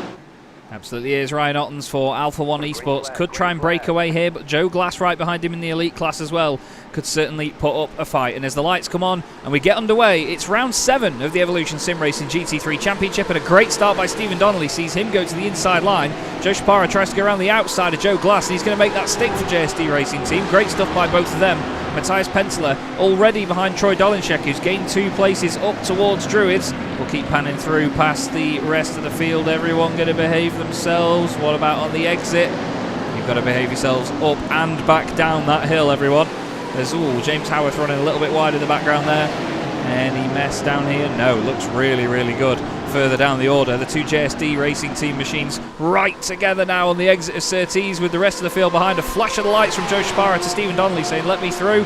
They'll probably be in a Discord chat together, but boy, they are fighting hard considering their teammates for a class win. And look at this, Shapara around the outside. Donnelly tries to hold the inside line. Great bit of racing between the two of them. Great respect, but also at the same time, their teammates, they don't need to be doing this. This is really, really lively stuff. Joe Glass has gone off in the background. We'll come back and look at that, but Donnelly closes the door and says, no, Joe, you are not having this, mate. Wow, great fight. Wonderful stuff between the two teammates. Adds a little bit extra spice to the mix, of course. That they're probably in the same Discord channel. Just, you know, a little bit of smack talk here and there. Never hurt anybody, does it? It's going to be great to see how that battle unfolds, as this was what happened to Joe Glass. Look out for the Porsche on the inside of Victor. Oh, and he just gets a hit from behind. He slows up mid-corner, and that's a hit from behind from... Who was that? That was... It's one of the Aura cars, I think. I think it was Khalid Ramadan. Ramadan, yeah. Really? Don't think there was anything Ramadan could do at that close speed and at that close distance. Just one of those unfortunate overlap incidents. Oh, Francois Brandet carried a bit of overspeed into the left. Oh my goodness, how did he not hit anyone else there? He just carried a bit of overspeed and clipped the side of, I think, James Bostock. And then there was drama for Ashley Brooks as well, a bit further down the order. Ashley, whoa, look at Francois in the background there. Oh, Ashley's just lost it mid-Westfield. And he's just clipped the front of the Corvette on the wall. Tiny little tap, hopefully no major damage to him. But the race carries on. A really clean start other than that. Just a couple of spinners and a tiny touch here and there. But Ryan Ottens at the very front will be really happy with this. Sean Breitenbach, also in the elite class, will want to try and push ahead and get past the two JSD cars. As Russell Jakes is off the road, he's back on. Now what about the Evo class lead? Because it's Martin Kenyon and Archie Craven. They're literally side by side right now, Ed. Here we go. Martin Kenyon trying to fend off the attack from behind. Into the pits comes. Plenty. The drivers actually. Troy Dolenchek into the pits. That's interesting. Kenyon in as well, so that gives Archie Craven the lead in the Evo class. In the Audi, it was Jonathan Provost that was getting amongst them as well. He's in the Premier class, so nothing to worry about for him there. But yeah, importantly, Troy Dolenchek, race 1 winner, already in the pits. We've seen the RDSA boys and some of the Alpha 1 esports guys do this before, though, haven't we? They jump in the pits at the earliest possible convenience to try and get out of battles if they feel that they're in one. Yeah, and speaking of in a battle, look at Archie Craven. He got the move made on the Porsche, but all of a sudden, almost trying to fight back with him. Look at the bravery around the outside, but the exit's been compromised, and now it's going to be Porsche versus Audi all the way down crest towards Hawthorns. He's going to try and open up the corner as much as he can do, and actually he's able to hold firm. For a moment, there's a little bit of damage to his car. He seems to be fine. Ooh, that was scary stuff, wasn't it? There's Jonathan really pressing hard to get back ahead of Archie. We've got so many cars battling so many other cars just everywhere. There's huge checkups, look, because this circuit is so closely congested all over the place. Nick Stubb has had a drama and had a spin somewhere. Luke Lucchese also had an early stop. He pitted on lap 1. So he tried to get out of the fights, but he's got Dolenchek 1.4 seconds up the road. So he's not in front of him. Pentila into the pits now. This will be an exciting one to see when he comes back out. See where he is compared to the likes of Troy and Luke. Joe Spar has dropped a few places on this lap, actually. He's dropped down to 7th overall here, but he's still 2nd in class. But I think that was just down to maybe getting freight trained here, as I learned in the TCR cars the other night. It's mighty easy to get freight trained here, Ed. Very easy to get caught up in those incidents, I think it's fair to say. Look, just the sheer amount of cars that we have as well out there. I think this is the most I've ever seen around on Brands Hatch, and it really does show because we've got nearly 50 cars out there on the circuit. Absolutely bonkers. 47 cars running currently, and Matthias Pentila is now behind Luke Lucchese. So that first lap, that extra lap that Luke did, or well, didn't do, the extra lap that he was... No, come on, Chaz. The lap earlier that he pitted has given him the advantage, I think. Is that English? I don't know. Yes. Yes, English. Good. Luke Lucchese's in front of Matthias Pentila. He wasn't before they pitted. There we go. Ryan Ottens leads the race. He's in front of everyone, and he hasn't pitted. Stephen Donnelly, not too far behind him, 2.4 seconds. That is Francois Brandet in the white machine just behind. Sean Breitenbach, 2nd in the elite class. Khalid Ramadan in 3rd place. And then the big beefy Mustang of Peter Black making its way, rumbling its way somehow down Paddock Hill Bend. It can hit the bottom of the hill and the top at the same time, apparently. Up towards Druids. Somehow gets it round there. It's like turning a cross-channel ferry in like a canal, isn't it? This Mustang around here. But it's great to see some of the guys running it. It's not always been the most nimble of machines, but Peter certainly making it work. He's been very potent. And let's not forget Stephen Donnelly, second place outright, leading in the Premier class. You can see on the left-hand side, the little coloured stripes are the necessary classes for each of the drivers. The yellow stripes are for the Premier class, and the sort of orangey-red stripes are the Evo class. As Nathan Crook has had a drama, I'm afraid. Let's see what's happened here. Down towards Hawthorne's. Oh, he's just clipped the grass on the way in. Oh, it's unsettled the car the tiniest bit. And he's had a spin, and it's going to grip up and go straight on into the wall. There's been another drama for Ashley Brooks as well in the Corvette. He's had a spin. Tiago Reiser has also been off in the Mustang. Now Ati Nagel is off as well, a bit further up. Oh, there's a few of them off, I think. A few of them recovering. Jonathan Provost. Flipping heck. Let's try and catch up, Ed. This is Reiser. Yeah. Let's see what we can try and make of everything. Oh, it's not the Indy circuit. So he went around. Harm's way. Is it the same corner for Ashley Brooks? Is there a Mustang suddenly in the way? Oh, he slammed on, and then he goes around. Oh, he loses it. Dolinshek got into Reiser. And then Ashley was just trying to go all the way around the outside and avoid him. Reiser has since been off again and gone into the pits. We'll kick it off. Oh, it's very broken. It's crabbing like mad. And it's also just gone into the wall. And that behind, was that Pentila ahead of Lucchese? No, it wasn't. Luke Lucchese is fine. Oh, Pentila ahead of Dolinshek. Pentila's gotten ahead of Dolinshek, yes. So I think throughout all of that, it slowed down Dolinshek. His car seems to be fine. Can't see any real signs of damage. It was just mainly time that he lost. No, that's broke. Is it broken? It's broke. I'm telling you, look at the crabbing here when it comes round out of here. Oh yeah, that it looks fine from that angle, but no, that is seriously battered, and he's probably almost certainly got basically what we call a meatball flag. Basically, technical infringement means you have to come to the pits to get your car repaired. Yeah, that's not healthy at all. And all of a sudden, the bad luck that befell Luke Lucchese has suddenly struck Troy Dolinshek. Unbelievable how this goes one way then the other. This is Ati Nagel having his issue earlier on. He's caught the grass on the left. Oh, he's flown up the inside of Provost and just clipped the back of him. This is why both of them went off. We've had Dennis Kohler off the road, who is now off the road again as of right now. Goodness me. Oh, more drama. Wesley Van Ren's off. Graham Matthew off in the Lamborghini. It's like a rallycross meet in this one. And all the while, Stephen Donnelly holds on to second place with Khalid Ramadan, Sean Breitenbach and Peter Black behind. Then Christopher Radloff in this as well. Ryan Ottens is up the road, his Alpha 1 Esports teammate, leading outright. We've had plenty of pit stops, but still, a lot of them, as you can see, everybody in the top part of their class hasn't pitted yet. This is busy stuff, this one, Ed. I like this. It's great. This is a really interesting race now, and I think Ryan Ottens is in the best position to win the race. Of course, he's leading, but he has clear track in front of him, which is key, because the traffic has had such a big impact on the way that these races have shaped up, hasn't it?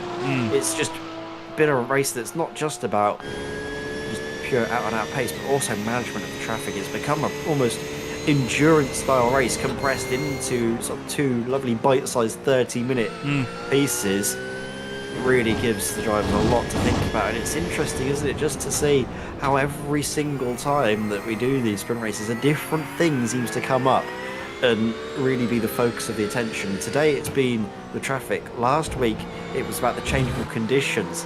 It's all going and coming together, I think, for a very exciting finish, because for the moment, Ryan Ottens, the lap times he's putting through are looking pretty rapid. He's actually quicker than Luke Lucchese, who's the highest placed driver who has basically taken a pit stop so far.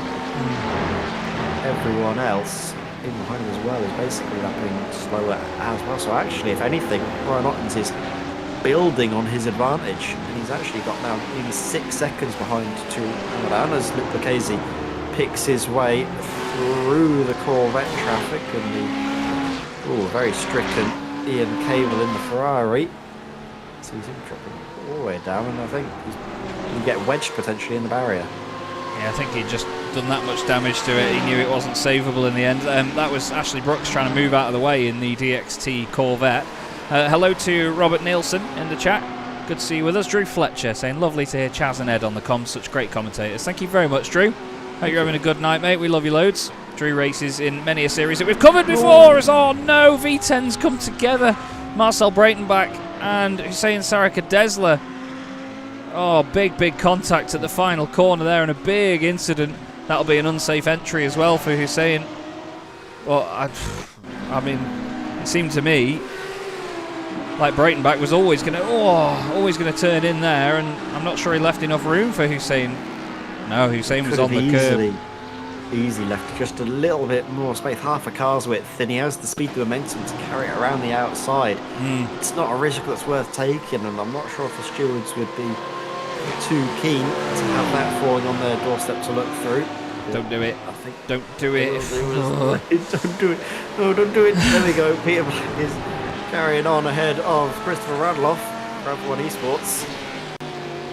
That's very tasty little battle there. That big beefy V8 of the Ford certainly got the legs to get the better of the Porsche on that occasion up towards Hawthorns, and looks like through Sterling as well. For all of its grit and grunt out of the corners, it doesn't half really chuck it through and carry the momentum through the bends as well. Look at it. It's pretty nippy, isn't it? Yeah. For a car that's the size of a house, it's pretty nippy. Just keeping my eye on how it sort of behaves mid-corner and how it bobbles about. It makes the Porsche look slow. It looks quite light, doesn't it? Like an area over the corners, the way it bumps around. It feels like it's... I guess they have probably taken all of the possible weight they can out of it, so it's essentially just a shell, a husk, with an engine chucked in there. But that engine does weigh a fair bit. Like me. How they're able have got the equivalent of...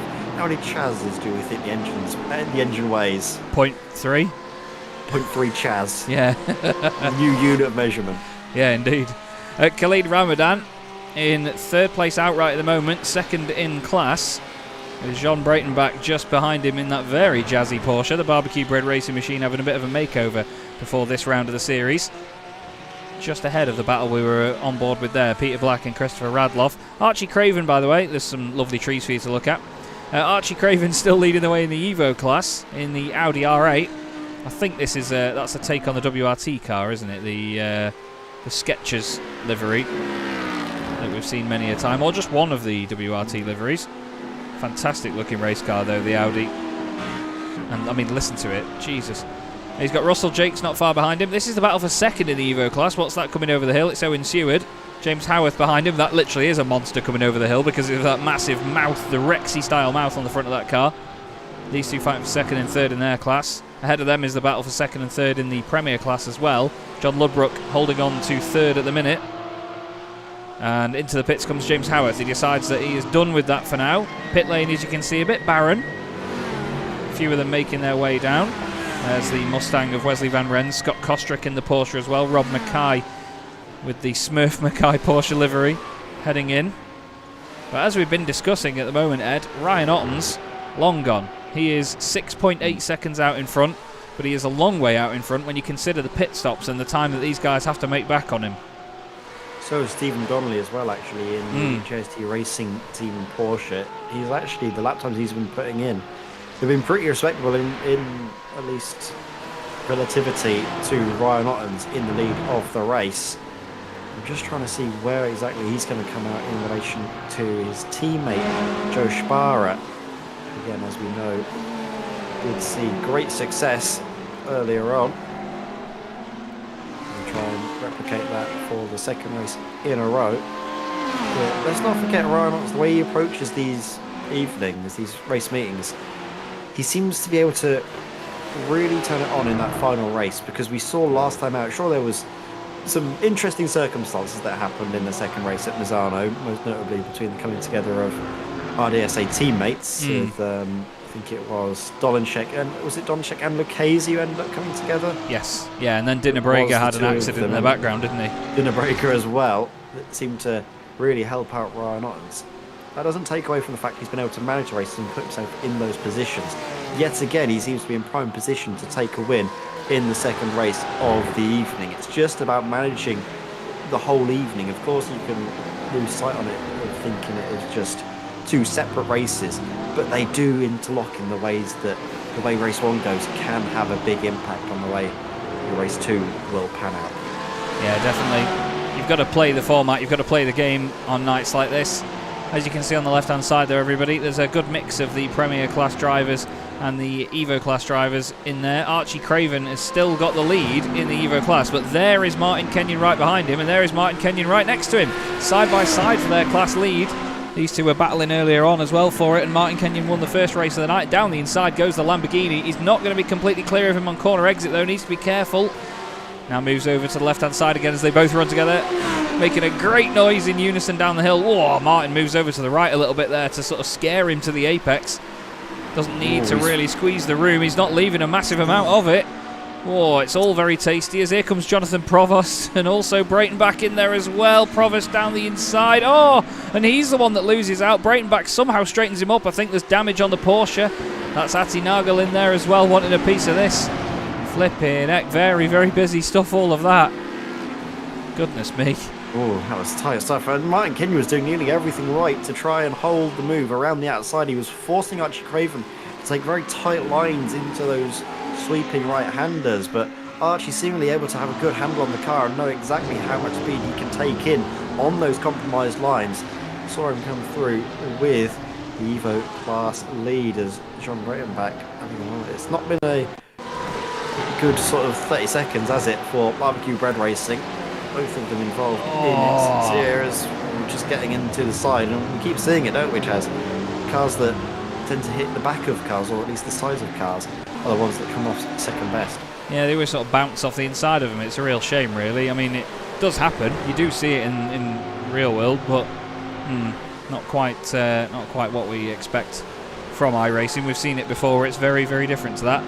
Ryan Ottens, of course, we were talking about him winning the race earlier on. I mean, he's on his way to do so by the look of it, but let's not forget he won the second race at Misano, didn't he? That was the sort of defining moment for him, that he took that one. Hoyland and Lucchese joined him on the podium. And we did also mention Tristan Di Nobrega earlier on, by the way, and we are missing Tristan this evening. It's a shame not to have him out there on the track for the RDSA sports team. We hope, if you do watch the stream back, Tristan, that you enjoy yourself, and same with Tristan Engelstad as well. No Mercedes out there tonight. It's a big shame not to have any of you on the circuit with us, guys. We're Tristanless tonight. Don't think there are any other Tristans in the championship, are there? There's not. So we are completely barren of Tristans as Luke Lucchese goes around the outside of Luke King and says thank you very much. He makes the move stick, and look who's on the back of this now, Ed, in the most boring sounding GT3 car there is. Yeah, look at this Pentala there chasing down Cowlishaw ahead of him. Peter Black's going for a move. It's a bit of a sad noise, isn't it, really, when you go on board. And then if we jump now to the Ford.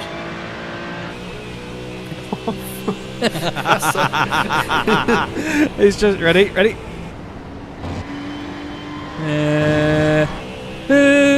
It's just screaming its bag off everywhere. It's fantastic. And then even, to be fair, that seems a little bit more tame now, does the Porsche, but then it just sounds like a race car. Yeah, innit? With Jeremy Clarkson voice.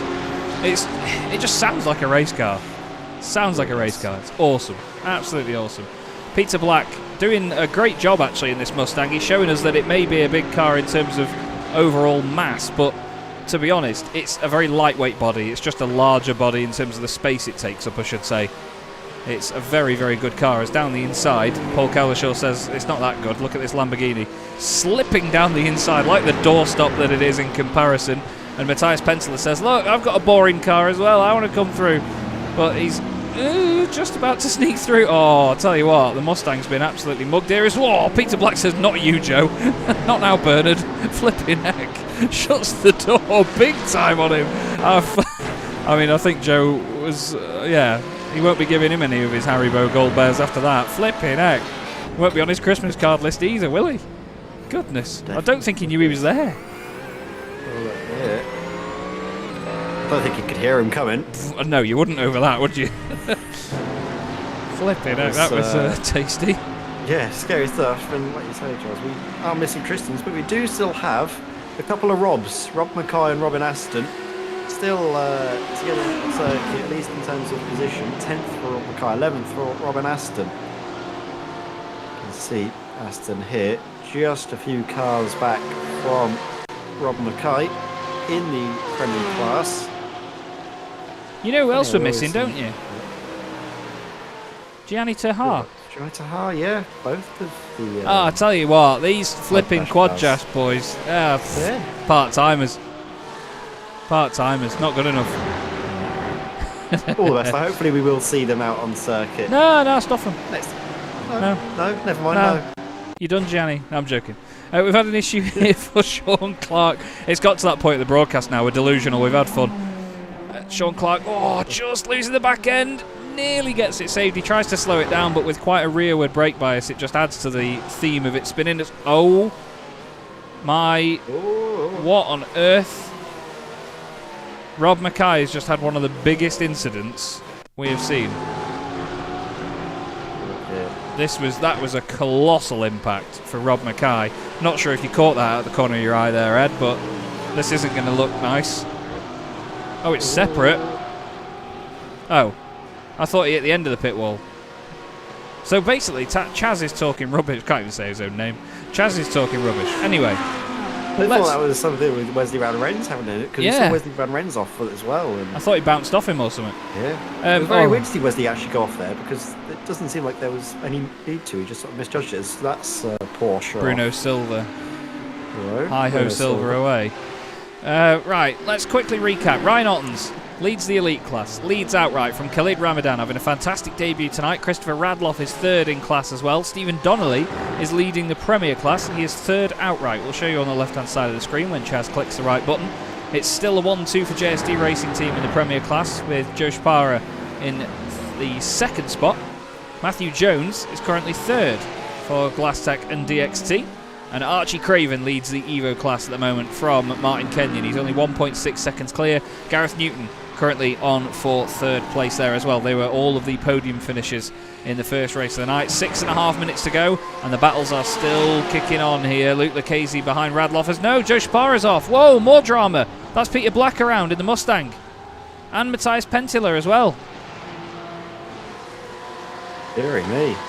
Matthias Pentila as well with damage. I think that car's crabbing. He might be able to make it until the end of the race. It depends obviously if he has a required pit stop or not. It was just a moment. You can see doesn't actually get contact. I think that causes damage, but it's just a lot of confusion, isn't it, after the incident that seems to just cause more harm than good. I think Peter Black went to the pits after this as well. He got really caught out by this. We'll go from Matthias. You'll see Peter's misfortune here, look. He stops the car brilliantly, gets out of the way, and then look. Oh, well, we're not going to see it. But he gets turned around by the Porsche rejoining. I think that's broken the right rear suspension on Peter Black's Ford. I don't know how, because it's... look at it. Whoa, properly broken. That wheel is properly pushed in, isn't it? Oh, that's such a shame for Peter. He was going so well. Joe is also in the pits with damage. Or maybe an incident limit drive-through. Yeah, that's a drive-through. Looks like an incident limit drive-through. So that promotes now Russell Jakes to third position in class. God, it's all kicking off here at Brands. Come here more often. It's mint. Yeah, Joe Spara, after what looked to be a long podium, is suddenly maybe seeing his streak of top 3 finishes come to a swift end. He has about 5 minutes to make up, 5 seconds, and also pass John Lowbrook and Russell Jakes in the process. Busy stuff, but Ryan Otten's now 10.4 seconds clear, doing what he does so well. He's absolutely flying. We've seen great pace and capability from Ryan before, sometimes overshadowed a little bit by the RDSA guys, but he was one of the drivers last season that really took the fight to them. He's doing it again here with this performance here tonight. You can argue that yes, he was given pole position, but he's had to still wrangle the thing. He's had to still drive it around. We've seen many drivers before be given pole position and not hold on to it. And Ryan is doing a sterling job. Unfortunately, Rob Mackay's luck has run out here this evening. He's gone a little bit too hot into Surtees. The car has started to go. You can tell it's going, and then into the wall. And that has damaged the car enough for it to be the end of his night. Great stuff though as well, just to see Ryan Ottens basically proving the point that you should never give up, because he did have a bit of a torrid time, didn't he, at the start of that first race, involved in the on it all the way down through the field, fought his way back up into contention for that reverse grid. It was touch and go if he was actually going to be able to make it into the top 12. He succeeded, and all of a sudden his fortunes have been completely reversed here for at least this second race of the evening. Can we just point out... Oh, sorry. Troy's car is still crabbing. You know, he hasn't had to go into the pits. He hasn't had a meatball flag for whatever on earth is up with this car. It's remarkable. It's like a NASCAR where the body used to be on sort of slightly at an angle, where the front end didn't always quite point straight. It's just remarkable that he's managed to still put in the lap times he's doing. He's doing 24s, and to be fair, the guys behind were 9/10 of a second quicker last time round, but he's not miles off. These guys are quicker and will overtake him, but at the end of the day, he's just going to be bagging points, isn't he? That's what he's here to do. Yeah, that is. You're going to see, obviously, Sean Breitenbach and Joe Glass are in their own fights as well, so that could obviously give Troy Donchek a little bit more breathing space, but you say he's using the fact that this circuit is very difficult to overtake at to his advantage, but now he is going to certainly struggle because Joe Glass is right up behind him. Yeah, these two putting a bit of pressure on at the moment. This is for overall position and class position, not much that can be done. Owen Stewart is in a bit of a fight with James Howarth and Scott Kostrick. Scott in the Premier class, so not really worrying about the point scoring with these guys, but Howarth and Stewart, who we look at here, will be fighting for 5th position in their respective classes. There's no battle going on now for the lead in either class out there on the circuit. This is the closest battle we've got, and considering the amount of cars that we've got out there, it's a miracle that there's not more sort of inter-position fights, but a lot of it is lap traffic and people sort of just running their own race in their own class, and it's easy to slip out of that, isn't it, Ed, and just focus on the car in front of you regardless of what class it's in as just a target in general. Yeah, I think that's the thing, is that drivers do like to battle regardless of the class and just focus on what they're aiming for. But having a look as well just at some of the performances here tonight. I mean, Stephen Donnelly, we haven't seen too much of him because when we go to the front of the field we mainly focus on the overall race leader in the elite class, but Stephen Donnelly, he's had a great race, hasn't he, so far? Obviously helped out by a favourable reverse grid, but still he's been able to really convert that and have a 22-second advantage to Matthew Jones there in 2nd place. Yeah, he's having an absolute whale of a time. I mean, maybe not right now because he's got Luke Lucchese all over the back of him. Reigning champion wants to come through, but Stephen is well within his right to defend this and fight with him. It's not really in his best interests, because if there's any contact or any of this goes wrong, then he's going to lose that class win altogether. I think he might let him through here. Never mind. Stephen Donnelly pops it back down the inside, and that's why. That is why. You don't need to do it. You don't need to do it. Where's Matthew Jones in all this? Luckily, Stephen has got lots of time, but he doesn't need to fight that, man. Yeah. Doesn't the barriers need to are so close that. as well when you're going at that speed. It could have easily seen his race end. Absolutely. Luke Lucchese was lucky not to spin as well with that one. And that's all it takes to spoil a race. They've got the Dolinchek, Glass and Breitenbach fight just behind. Oh, there's drama here. Owen Stewart is around and Scott Kostrick. Scott got amongst that Evo class fight. And he might have cost these guys points, or they might have cost him points. Let's see what happened. So the fight's going on in front of... Whoa, Howard throws it up the inside. And, oh, he's already gone around, and I don't think Scott predicts that he's spinning. No, he doesn't. Scott was an innocent party throughout all of that. Unfortunately, he just gets caught up in Owen Stewart's moment. And that's the thing, is that the traffic is so unpredictable, because incidents like that can happen just right in front of you and you have no time or space to really react. Big stub off. It seems to be okay now.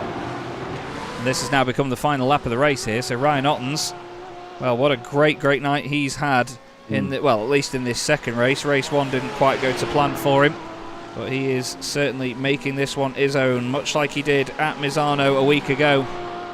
He has been flying around here at Brands Hatch. It's been lovely to see it, and it's been a strong return to form in race 2. You've got to play the game here in the Evolution Sim Racing GT3 Championship, and Ryan Ottens has done just that. He takes round 7 of the championship. Very well done indeed. Big points for him, and 12 seconds back we look at the man who's making his debut tonight, Ed, Khalid Ramadan. What a great drive from him. Second place in the elite class, second place overall. So difficult to make your mark here on your debut, but wonderful drive there by Khalid Ramadan, finishing ahead of last season's champion Luke Lucchese. Is no small feat, so hats off to him for converting a great race into some great points there with a podium. Stephen Donnelly taking victory in the Premier class ahead of Matthew Jones and Russell Jakes, and actually I think Joe Sparrow did get ahead of John Ludbrook there on that final lap. For all of the challenge and action over the line comes Archie Craven by 1.5 seconds ahead of Martin Kenyon. I believe that is Archie Craven with his first ever victory. Absolutely, and then Gareth Newton completes the podium for the second race of the night in the AM class, or the Evo class I should say, boys. Great racing there tonight though. We often never know really where to look in this championship because it's so busy. But we have Ottens, Ramadan and Lucchese on the podium in the elite class. Donnelly, Jones and Jakes. Russell Jakes gets third place in the Premier class. And then Archie Craven, Martin Kenyon and Gareth Newton. Sounds like a really bad firm of solicitors, doesn't it? Craven, Kenyon and Newton. Brilliant stuff by those guys. A very busy night. And we will, in just a second, go through the race results. Excellent stuff. As well... We will somehow wait for it to recap. It's just taking its time to bring the results up, and we'll go over it now. Ryan Ottens takes a very impressive victory, 12.2 seconds ahead of Khalid Ramadan. What a great intro to the series for him tonight, though, in the Aura Motorsports Porsche. Very well done indeed. Luke Lucchese finishes in third place ahead of Christopher Radloff and Luke King. Then it's Paul Cowlishaw in 6th, Troy Dolinchek in 7th, Joe Glass 8th ahead of John Breitenbach, and Matthias Pentila completes the top 10. Ian Cable was 11th with Peter Black in 12th. Nathan Crook, unfortunately, did not finish the race. We'll move on to the Premier class now, with Stephen Donnelly taking his race victory, a second and a first for him tonight. Really big points in the championship. Matthew Jones finishes in second place, a bit under the radar for him, but again, that's not a bad thing at all. No news is good news there. Russell Jakes finishes in third position and completes the podium, ahead of Joe Shapara and John Ludbrook, who complete the top 5. Next up was Marcel Breitenbach ahead of Ati Nagel, with Wesley Van Rens in the Mustang in 8th place. Jonathan Provost, 9th place on his first night in the series, with Robin Aston in 10th. Next up was Scott Kostrick and James Bostock. They were the last cars on the lead lap. Nick Stubb was one lap down, and then the drivers that I believe did not finish were Bruno Silva, Rob Mackay, Hussein Sarakadesla, Tiago Reiser and Jack Wyborn, with the Evo class next up. Archie Craven takes his first win of the season, with Martin Kenyon joining him on the podium. Gareth Newton completes the top 3 for the second time in the evening. Danny Weir finishes in 4th place ahead of James Howarth, with Joseph Preston in 6th position. Graham Matthews 7th, Owen Seward in 8th, with Mallow TA. Not a good night for him, considering he was the championship leader coming here. Dennis Collar finishes in 10th place. Sean Clark with Chris Keenan, Francois Brandet and Ashley Brooks were one lap down, and Caelan Bartlett and James Pallett did not complete the race. A quick thanks again to the championship sponsors. Thank you to Kame, to Medius, Keenan Eco Energy, GitGud Racing and AB Designs. Really appreciate all of you wonderful people for supporting the series and being with us throughout the championship. We'll get some music on, shall we, because it's awfully quiet in here. Let's have to shimmy this one down. We'll see if we've got some drivers to speak to. Unfortunately, Ed's had to jump off early for this evening. Like I say, he's not well, bless him, so he's been really powering through, and we've given him an early finish for tonight. Someone that I would love to bring into the box. Definitely want to bring this guy into the box. Jonathan Provost joins me. Jonathan, a busy night on track, always in the Evolution Sim Racing GT3 Championship. How was that from your perspective this evening, mate? Despite what happened in race 2, I really enjoyed it. It's my first time back in iRacing since a long time ago. Really enjoyed it. Yeah, brilliant. What was the Porsche like round here? Because as you've seen by now, it's the car to be in this championship, but it looked like it was pretty comfortable as always. But I don't know, it's a track that unsettles a lot of cars, isn't it? Yeah, it's a hard track to come on for your first race, but thankfully I know Brandon's quite well. So first time driving the Porsche well. Bought the car on Tuesday or something like that after the weekend. So no, I've really enjoyed it. Yeah, car was great. just my driving ability let me down a bit. Still, yeah, tell you what, mate, it's been a while. Then it's hard to get back in the saddle sometimes. So fair play to you. Unfortunately, the next 2 rounds of the championship not being broadcast, but there's a night race at Daytona next time round. Are you looking forward to that one? I really like that one. I remember, I'm pretty sure it was the last year I was on iRacing before I left for a bit. I did the 24-hour at Daytona, and one of my favourite sim racing things I've done in iRacing. So yeah, really enjoying, really looking forward to that one. Well, we certainly look forward to seeing how you get on there, mate. Obviously, we will not be broadcasting that one, unfortunately. The next broadcasted race will be the Nürburgring Grand Prix circuit in 3 weeks' time. But before we let you go, is there anyone you'd like to give a quick shout-out to? Gareth Newton for getting me on this. He only told me about it on at the weekend at Alton Park. And I've been literally just that week started sim racing again, so it was quite good timing, to be fair. Yeah, thanks to him for getting us involved in this, because I wanted something a bit more midweek and relaxing, so yeah, I enjoyed that. Thank you. Well, if this is your way of relaxing, mate, I worry about you. But still, great to see you in the box, Jonathan. Great to have you on the circuit again, and we look forward to seeing you next time that we broadcast the events. Thanks a lot. See you again. Jonathan Provis, there's a name. It's almost a blast from the past, you could say, from me. Like I've said earlier on, Jonathan and I used to race together in GT3 cars a long time ago here on iRacing, maybe 8 years ago now, and even painted a car for him at one point. It's great to have him back in the running order. Lovely to have this man in the box with me as well, a voice I've heard a lot more often than I used to in recent time. Joe Glass joins me in the box. Joe, again, similar result really. Busy racing around here at Brands. It's not a big track, this, is it? Busy is the exact word, mate, and I don't think I've had, I'd say, a more intense session in a long time, if ever, but in a long time. I'm not surprised. It was a lot of lap traffic tonight. It became more of an issue than Ed and I thought it would do. Well, yeah, I mean, I'm on a bit of a, I don't want to call it unlucky because I don't think like that, but a bit of a bad patch. Last 4 races I've been caught up in stuff, and for the first time tonight it was lap 2 pits in both races, and then head down and see where you come out. But you're right, a lot of lap traffic, coming across a couple of guys twice in what I thought was quite a short amount of time, so I'm not sure what was going on elsewhere, but yeah, I'm absolutely roasting after that. I was going to say the weather might have cooled down, but I bet it hasn't there, mate. It's still mighty warm in the sim. Next time out, it's a night race at Daytona. Hopefully a bit cooler there. Are you hoping that it's the same from where you're sat? Well, yeah, and I quite like... we've never done 2 hours before, and that'll really be, an attrition kind of thing where some people might not even finish from by choice, Yeah. I mean, I'm sure we have a lot of guys that are used to doing some endurance, but 2 hours is a long time to be driving by yourself without a team, to come in. But yeah, I'm looking forward to it. Cooler conditions, completely different track to Brands, and a lot less dramatic, hopefully. But yeah, completely different challenge. Well, we'll keep our fingers crossed for you, mate. It was still great perseverance this evening, and not an easy track at all, Brands Hatch. It's very unforgiving. Is there anyone you'd like to give a shout out to before you go? No, I mean just the usual, my teammates, Matt and Matt. Hoyland couldn't be here tonight; he's off to the Grand Prix, but Jones got himself a good result. And also Troy, of all people, actually. I've never battled with Troy before, and he had a bit of damage in that second race, and I spent 5 or so laps behind him, and it was a strong defence. I knew what I was coming up against. I would have loved to got past him, but in the end we both finished the race, and it was some good driving. Great stuff. Well, always a pleasure to speak to you, Joe. Thank you once again for jumping in, mate, and we look forward to seeing you soon, and I'll be listening to you, maybe even speaking to you again on Monday. Likewise. Enjoy the weekend, lads. Cheers. Have a good one. Joe Glass there, the broadcaster for the Evolution Sim Racing TCR Championship as well, that yours truly races in. Joe's been doing an amazing job of doing that single-handedly.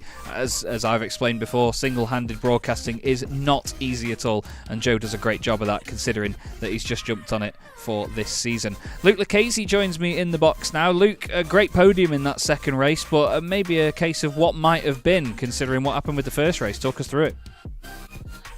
I went into the pits and I tried to go in as quick as I could, and it just carried too much speed going in, and I must have crossed that line by about 10 centimeters. Oh man! On the way in, and then it gave me a 40-second hold, and I was like, oh. And then I was hoping that I'd come out in the reverse grid, but yeah, it didn't happen either. So yeah, no, that was a total disaster, race one, because it was going well.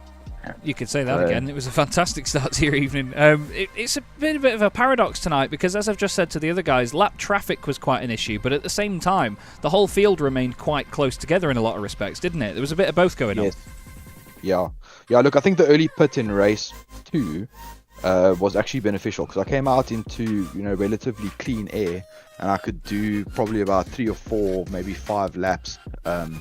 At good pace where I could reel the front end before we started getting traffic. But then, most of the time when I was actually getting up to the traffic, they would pit.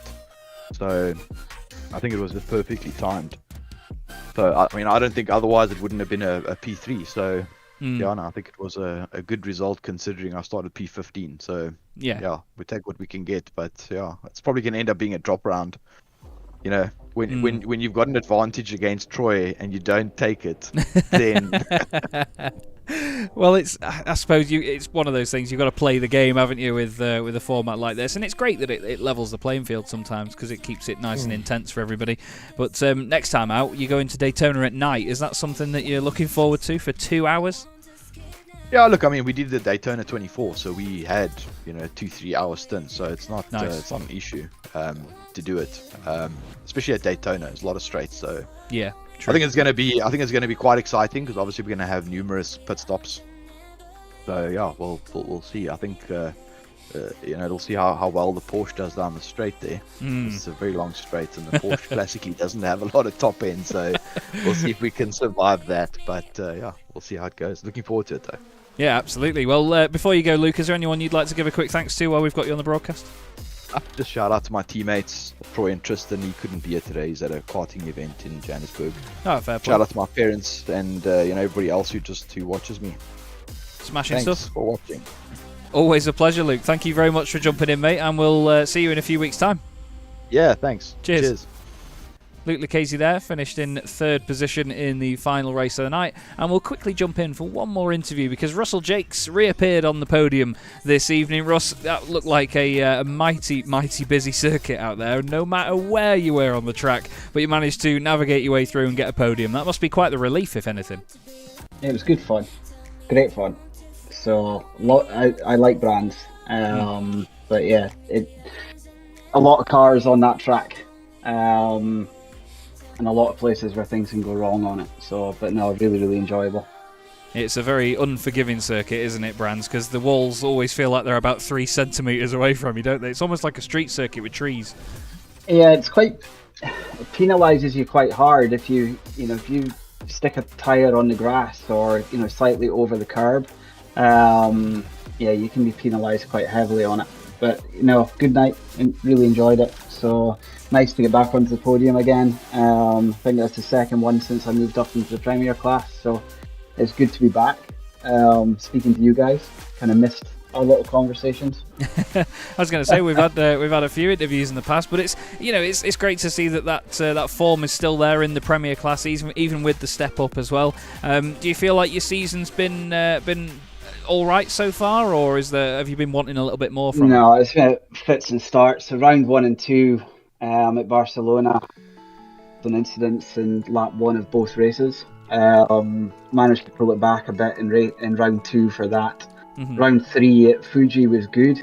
I had a 2nd place there in the rain, which was good. Misano, first race was fine. The 2nd race, I was in a constant battle with Sarika Dessler and Scott Kostrick and just melted my tyres and spun myself out in the last lap, followed by a drive-through, and then hit the pit button instead of the radio button and ended up with a 2nd drive-through. So I think it dropped me 11 positions on the last lap, which was frustrating. And then back into tonight, 6th in the 1st and 3rd in the 2nd. So I was 6th place coming into it in the championship, but I think there was only maybe 25 points between kind of 3rd place or 2nd place even in 6th place. So still in there, still in it. Unfortunately away on holiday for the next 2 weeks, but I believe there's 2 drop rounds this season anyway. So hopefully should still be able to try and hit top 5 for the season. Fingers crossed. We'll have our fingers crossed as well. Russ, is there anyone you'd like to give a quick shout out to while we've got you? Yeah, team, absolutely. Guys at MRC, keep me going. Yanis, constant coaching and training with him.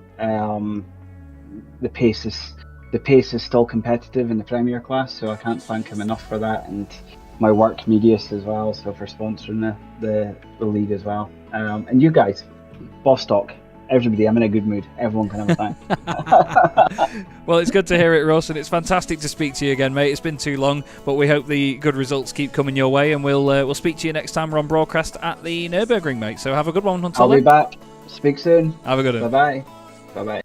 Russell Jake's there matching our holidays with his, so it seems like he's got good taste. But yes, unfortunately, everybody, for the next 2 rounds of the championship, it's fallen quite fortunately because they are night races. They're not as pretty to broadcast as these races where it's in a bit of daylight, maybe a sunrise or a sunset. The Daytona Road 2-hour race is next week. Then there's a Spa-Francorchamps 1-hour race in the night as well. But unfortunately, Ed and I have other commitments elsewhere. I'm off to Germany to commentate on the European Truck Racing Championships next week, and then the weekend after I'm going to the Royal International Air Tattoo. Not been for 5 years, can't wait. Few beers, but it'll be alright. We're going to be back though, very fittingly, for the Nürburgring Grand Prix circuit on the 25th of July for the next round of the Evolution Sim Racing GT3 Championship, which will be in dry conditions, in morning conditions, here on Chaz Draycott Media. But as for now, everybody, thank you so much for watching from me and from Ed May as well, and thanks again to Ed for troopering through tonight and pushing on despite being ill. We look forward to seeing you again very, very soon. But enjoy the rest of your evening, and we'll catch you next time.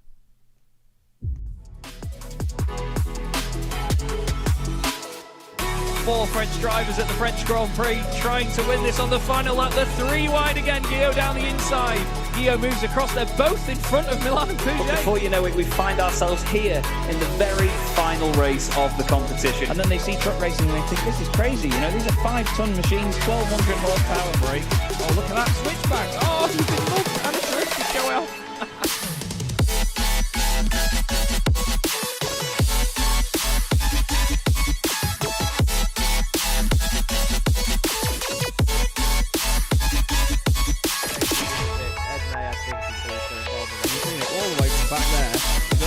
Ben Gregory now, I love it. 10.5 minutes gone. Senna Lanson tries to go for the race lead.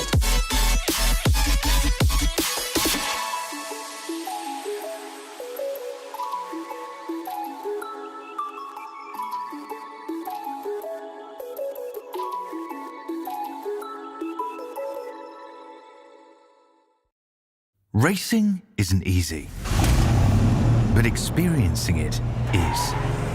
iRacing puts you in the driver's seat with the industry's leading sim racing game. Drive on laser scan replicas of the greatest racing circuits from around the world.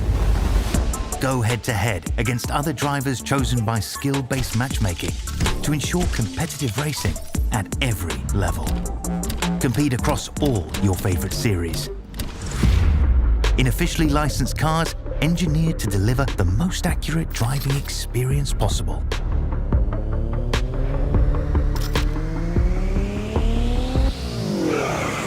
Join a race or host your own with players from across the globe. Race against the computer or in a league with friends. Feel the thrill behind the wheel. Visit iRacing.com.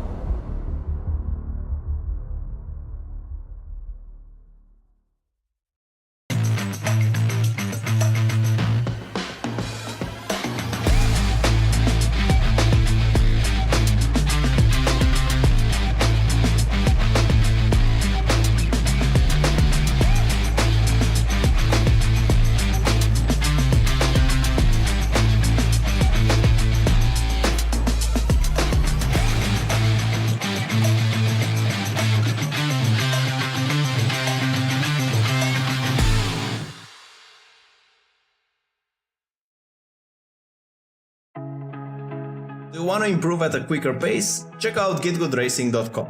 I've coached hundreds of drivers from real-life racers to sim enthusiasts who experience rapid improvement after just one session. And while investing in top-notch hardware is great, imagine how much more you can elevate your experience by adding coaching to the mix. My methods are practical, aiming to break down complex concepts into easily digestible bits that are simple to understand.